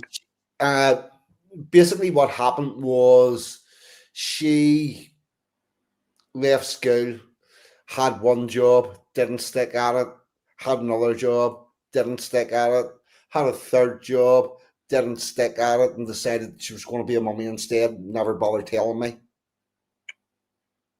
Okay. Right. So she became pregnant, and then for the first lot of years, it was like, she's only aggressive and angry because she's young and she's pregnant, and she's young and she's just had a child, and making excuses, and postnatal depression, this, that, and the other. And for the first 5 years, it was a fucking struggle and uphill battle every day, trying to fucking blah blah. And then all of a sudden, we had a year where everything was fucking flowers and roses, and everything was nice in the valley, and we decided we were going to have another child. And the moment she got the pregnancy result, she switched straight back to the fucking witch, which put an extra 6 years on it. So if I hadn't have done that, I'd have been a lot more advanced than what I'm doing. What I found sort of interesting early on, going right back to what you were saying right early on about going to a counsellor about your marriage, and you said that the counsellor was saying things to you to sort of get you to stay there. Here. But if it would have been the other way around, if it was a woman, it'd have been get out of there, isn't it? Yes, exactly. That's what struck me when you were saying that. Here's where the big problem is. You'll notice that there's a really big program about mental health and tell men to talk, and if they would talk about things would get better. Here's where the problem is. You know who it is that has a stigma that talking about male victims of domestic abuse? The male counsellors. They don't want to talk about it. Okay. They're afraid to talk about that subject. And 1 second. Yeah, it's complicated, isn't it? Yeah. So I would. But yeah. I shit you not. So I would be saying to my counsellor that I don't know. I try to be more organised as a person, but whenever I have times I'm going to be go to somewhere, do something or whatever, she always does something slightly before that to knock those plans all off. And my counsellor went, well, yeah, well, see, your problem is you've got a bit of a routine going. Don't be having one of those, and then she'll find it more difficult to do that and just do things spontaneously. Sure, you like being spontaneous, don't you? And that's how. And you've got flexi time at work, so don't be regular with the times that you arrive at work and the time you come home. And then now, and you'll be able to find yourself a bit of time to relax in between that and do all that and whatnot. And 42, would you say, with sort of the work that men's rights and yourself, and would you say that's changed now, or would it still be the same? Would they be telling the man to stay and the woman to leave, or would they be telling the man to leave these days? Inside the mental health service, I don't think anything has changed whatsoever. But I do have one of the good things about the reflections that I've had this year and figuring a lot of stuff out is I now have a whole bunch of new stuff to go back to the Department of Justice and the Department of Health with, and they're going to be getting replies to consultation documents, and they're going to have meetings with me, and this is all coming out on the fucking table. As the reality of it is, I had more problems this last 10 years caused by the control methods that the counsellors give me instead of going, do you know what? You're living in a bit of a shitty situation there. No wonder you're unhappy. Because they were afraid to say that. Right. I don't know. I don't want to pry too much. Here, please do. And do you know what? Your prying will help. Remember, said you'd start about telling your story and making sure that you've got it right and it comes across well. Yeah. Okay. Yeah. This is what we're here to do. I mean, it's not that much of a prying question, but you've mentioned she was pregnant. I was just wondering, you have what, 2 kids? Yeah. Yeah. Okay. That's what I was just wondering. Yeah. So I've 2 kids. They're 6 years apart. Daughter came first, son came second, and she had the first one because she didn't want to get a job, and we had the second one. And we had the second one because she could see that the child was getting older, and she could also see that by the time that child was 12, I would be ingrained enough that she couldn't take me out of their life. So she needed a younger anchor. And that's calculated, isn't it? We had a year where I'd got a slightly better job, but moved to a nicer house. Things had went well, and it was billed as we've put our difficult building years behind us and things are going to be good. And she was nice for a year and was excited to have the second child. And as soon as she found out she was pregnant, straight back to what she was. Yeah, that's but the other thing to be clear about is she was like that because her mother was like that. Yeah, generational passing it on. Yeah, that happens a lot, doesn't it? She was only behaving the way she was taught to behave. And while I do not condone anything that she did, I do understand it, and I don't have like anger towards her. I have more anger towards the medical professionals who treated me as a person with post-traumatic stress disorder. So therefore they knew that I was a vulnerable adult and left me in that situation, as opposed to saying, you will not improve anything until you move out. In fact, whenever I got the post-traumatic stress disorder from a workplace incident, something happened in work. I was almost killed. Somebody was killed. It's a bit of a mind. But the medical professionals were talking about signing me off work for life because of the level of my PTSD. Right. And they said, well, I suppose you've what's your wife like? Is she supportive? And I said, well, whenever I came back from the appointment to get my diagnosis, because I went on my own, and told her at the front door that I'd been diagnosed with PTSD, she says, well, don't bring it in this fucking house. Oh my God. Right. So, and at that point, I seen them changing their mind about whether or not I would be fit for work. They made a decision on whether or not I'd be fit for work based on whether or not it would be safe for me to be with her 24/7. With reduced finances. And at that point, they should have said, actually, do you know what? Not only is working going to be difficult for you, you really can't be living with her. You need to sort out this living situation. And you need to be with supportive people, and you need to figure that out. But they never said that. You never got out of there because of anything they said. You got out of there. Off your own back. Anytime I tried to talk about what was going on, physical and verbal abuse, they were like, yeah, no, we need to move on. That's not the problem. For fuck's sake. You know, it shows you, you know, if a woman says that, then they'll pounce on that. It'd be all about that, wouldn't it? Well, it just shows you the difference. I mean, I know men and women are different, but Jesus. Well, the thing about it is, all those psychologists get trained about domestic abuse by Women's Aid. Yeah, right. Yeah. Okay.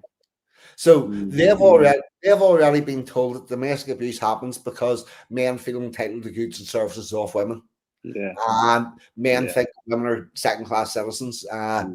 Whereas the reality is, people pretty much mimic the behavior of their parents. And if you came from abusive parents, you're going to be an abusive person. And if you didn't come from abusive parents, you're not going to be.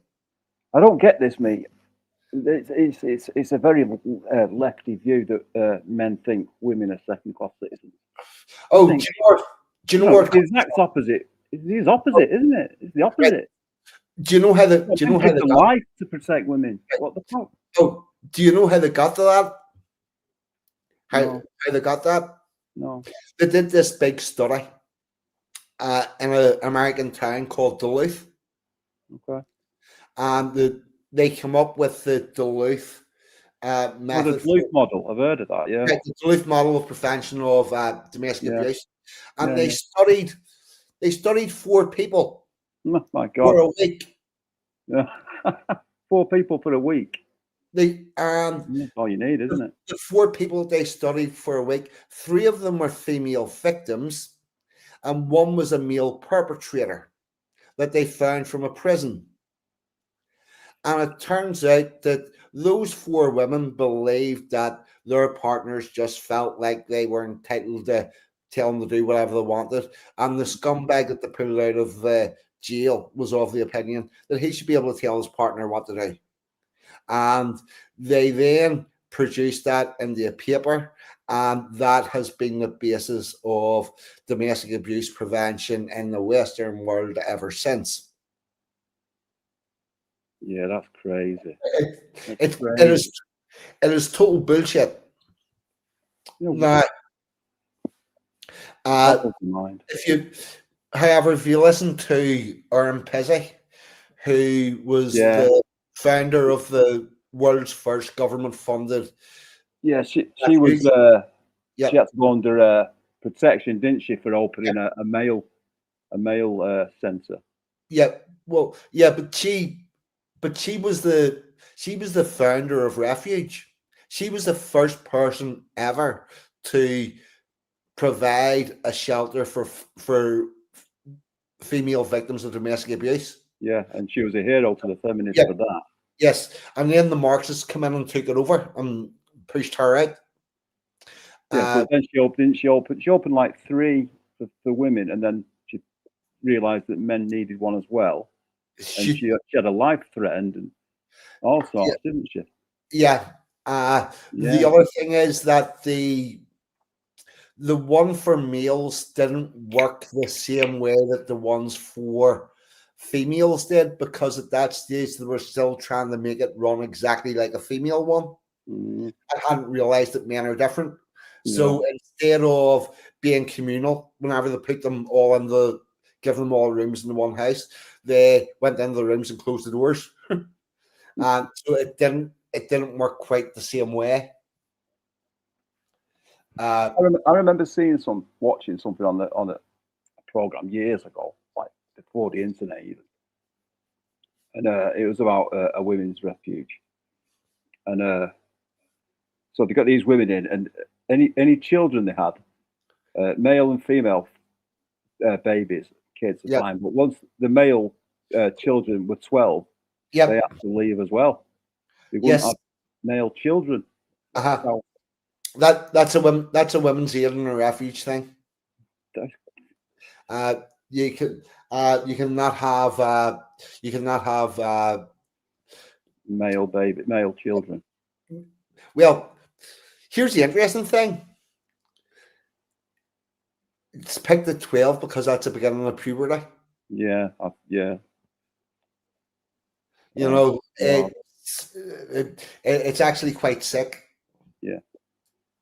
It's that's all manifested into these days, where men and boys are told that their masculinity, their thoughts, and behaviour are toxic because they're males, and lefty men have been brainwashed into believing that.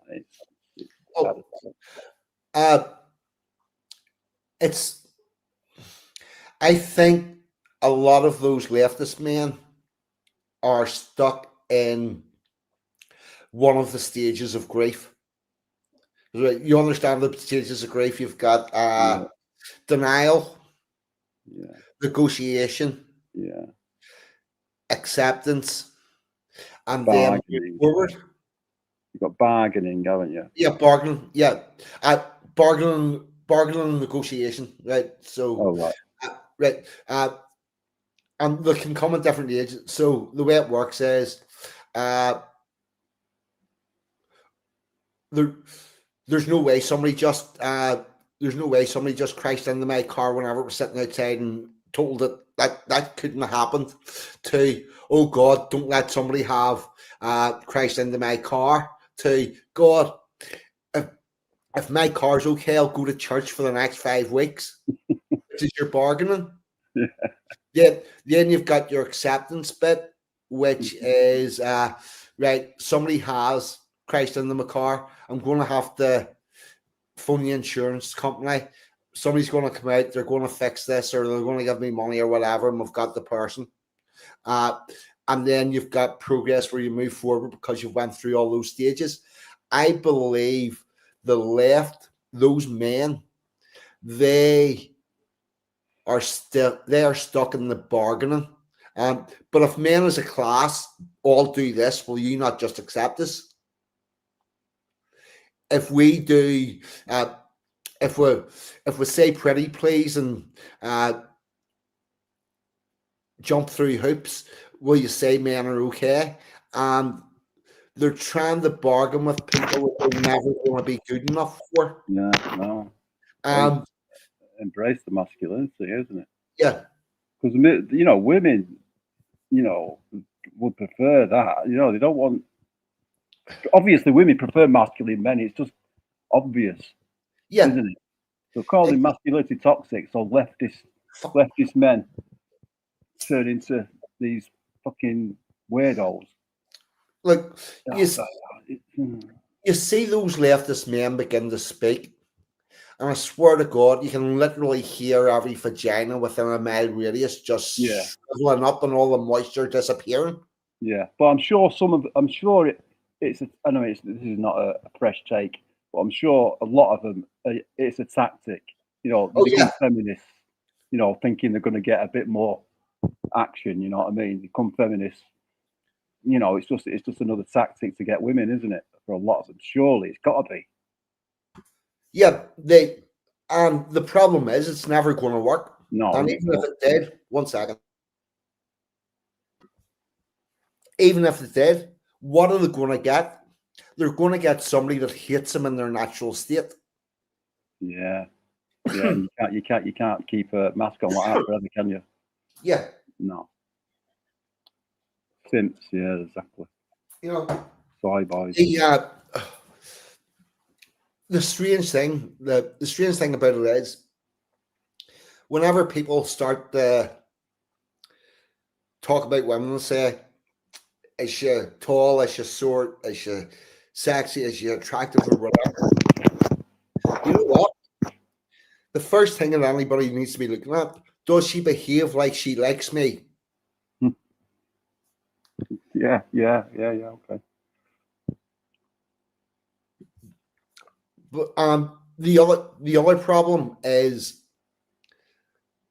if you've got a woman who is continually complaining about toxic masculinity and men do this wrong and they do that wrong and do the other wrong, there's no way she can like you as a person. No, she can't. No. Not a normal man. You know,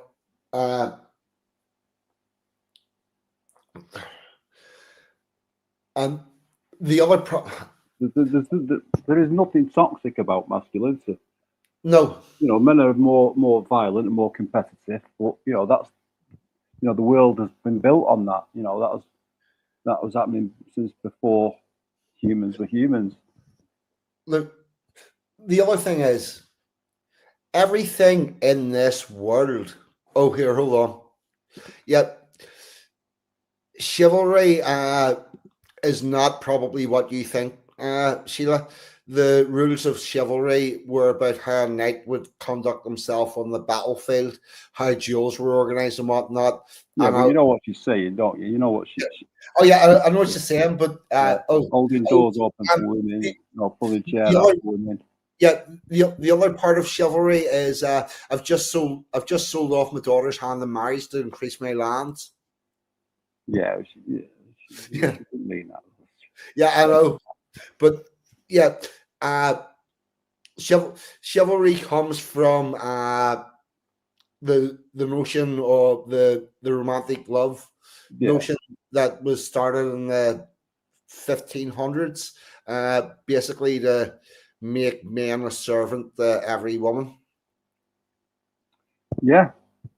Well, yeah, you know, that's like I said before, men will die for women, for their women, for you know, for any women. Men put themselves in danger to protect women.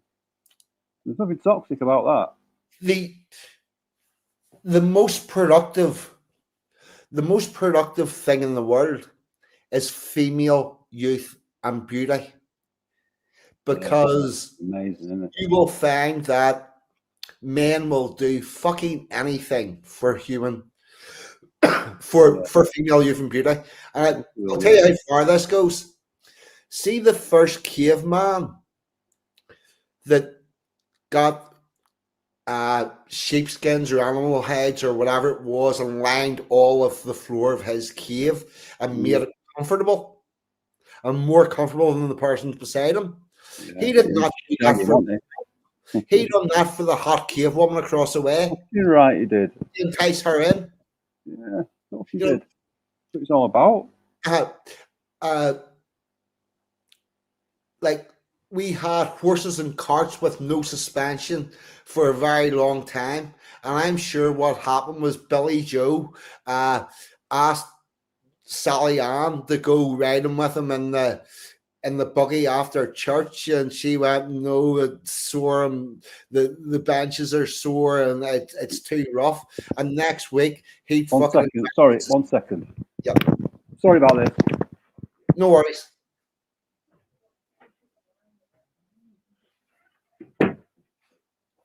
I'm just going to have a quick. I'm sorry about that, 42. I'm at my parents, you see, because I've got to come here to use this, All right. laptop. No worries. Yep. So I think what happened was Sally Ann didn't want to go riding in the buggy because the buggy was a bit lumpy and bumpy. And the next week, he fucking invented some form of suspension. Suspension, yeah. Yep. That's what I've always said. Everything is, near enough everything is about sex. Even inventing suspension is about sex. Everything's about sex. Yeah. And where we try to force people to go against their natural instincts, we're always going to run into problems. Yeah. Because you're basically asking people to live a lie, and it's never going to work. Uh-huh. Yeah, you can see that. You just look out the window, you can see he's not working. Yeah, there's fuck all working out there. No, it's awful. Yeah, and right. Go on. We have now done 2 hours and 15 minutes, Chum. Have we really? Yeah. Oh, right. Well, we've only just started. That flew by. See, right. The other thing is, there's no show next week. I might get Courage. I might be able to line something up with Courage and Cure on a Friday or something. We're working on that, but it might not happen. There's no show next week. The week after that is the Hogmanay stream, the last Saturday of the year, Old Year's Night thing. RPOW, are you going to drop into the party? Yeah, I will do. Yeah, if I'm invited, absolutely. Yeah. Yep. I'm inviting all the people who are regular guests. So obviously, Paca, Sanson, yourself now. I've invited Rich Robbins, got an invite, and a couple of others, Peter Benton. So we'll see who turns up, and we'll. I'll be there. Yep. And we'll do the full Old Year's Night thing where everybody's got to do their little party piece. Oh, right. Yeah, I think you mentioned this already, actually. Yeah. Sing, singer, through your ring. I'll read a poem. That'll be right. Basically, whenever I was growing up, and this is what happened in lots of houses, it was the dumb thing.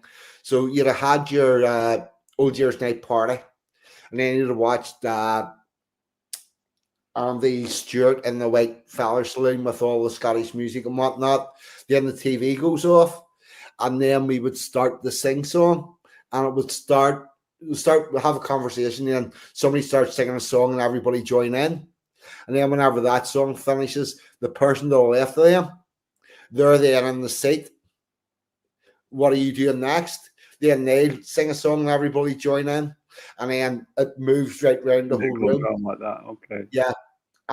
It's actually the interesting thing is I pretty much always starts off with like a pretty Christian thing. Okay. Right, on a hill far away stands an old rugged cross, or something like that, and then it would be like old traditional songs like "The Tears of Wash," "The Black," "I Love You" of the Blackbird, the old country and western stuff, which would probably be way beyond you because it was old for me and I was young then. And then I think we're about the same age, aren't we? All 42. Yeah. And then somebody would sing a song that was just a little bit Protestant. Yeah, a bit more. A little bit, a bit less Christian. Yeah. Yeah. Oh well, a bit more patriotic. Okay, we can't be that. And then before too long, we're all sitting in the house singing the Billy Boys. Just fucking class. I really Sounds enjoy. amazing. It Yeah, sounds amazing. I will be there. yeah, yeah. We that sort of so wanted to sort of recreate that as a sort of a thing, or actually let everybody experience a sort of tradition of how, and this is how Old Year's Night was celebrated right across this country. Scotland and Ulster, a bit more so, but the rest of the country joined in. It's like Scotland, but Scotland got the lead on how you do a New Year's Eve celebration. They got that to keep They right. call what's it called in Scotland? Okay, Hogmanay. Yeah, okay. yeah. That we use that They're term good. here as well. That Oh, do you? yeah, Okay. but we have a lot of Scottish words in our language anyway because we're also Scots. Yeah, I know there's a lot of crossover, isn't there? Yeah.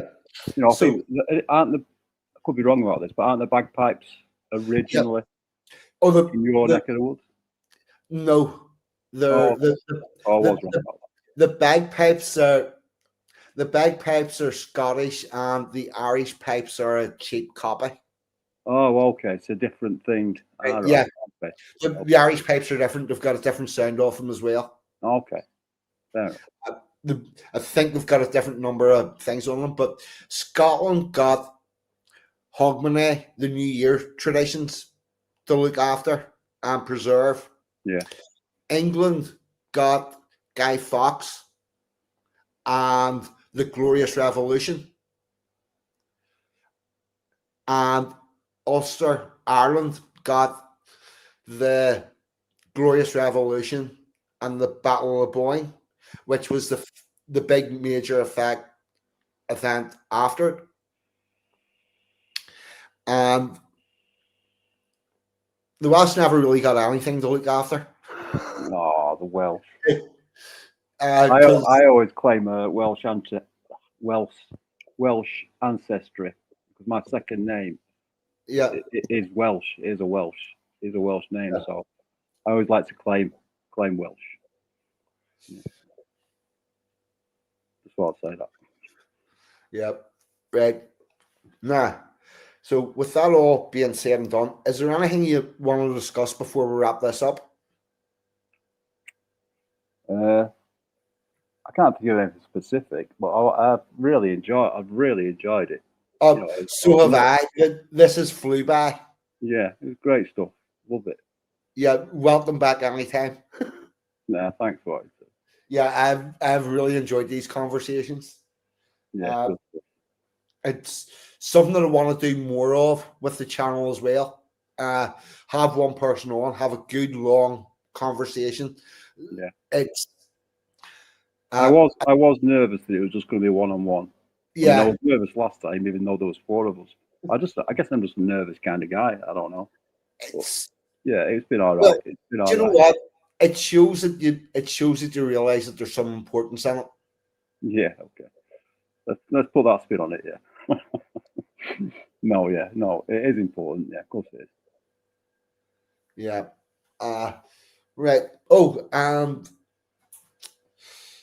so yes, you also get to choose the outro. What do you want for the outro? Have you got choose from what? From your repertoire? From any of my songs or anything that I can find off YouTube. Right. Well, let's do. I know it's on Dave's a lot, but Sheila likes it. I like it. Have you got the sideboard song? The Sideboard song. I'm about to find it. I'm sure I can find that on YouTube. Yeah, it's bloody great stuff. Sheila, I mean Dottie. I keep calling her Sheila. Dottie. She's called Dottie. Sideboard song, Chaz and Dave coming right That's up. the one, yes. Right. Yeah. I do actually like this song. Bloody brilliant. I like that it comes through with its good accent. Yeah. I do have got. I've developed more and more of a like for things that actually look and sound English. Exactly. The song itself and the talent, it's really good, but it's it's everything around it, isn't it, as well? Yep. It gets you, doesn't it? Right, here we go. I will get this sideboard song, Chaz and Dave. Sure. Theater mode. StreamYard. They have made this a lot more complicated than it needs to be to actually put something on the screen anymore. Right. Here we go. This is a sideboard song with Chaz and Dave. Yeah.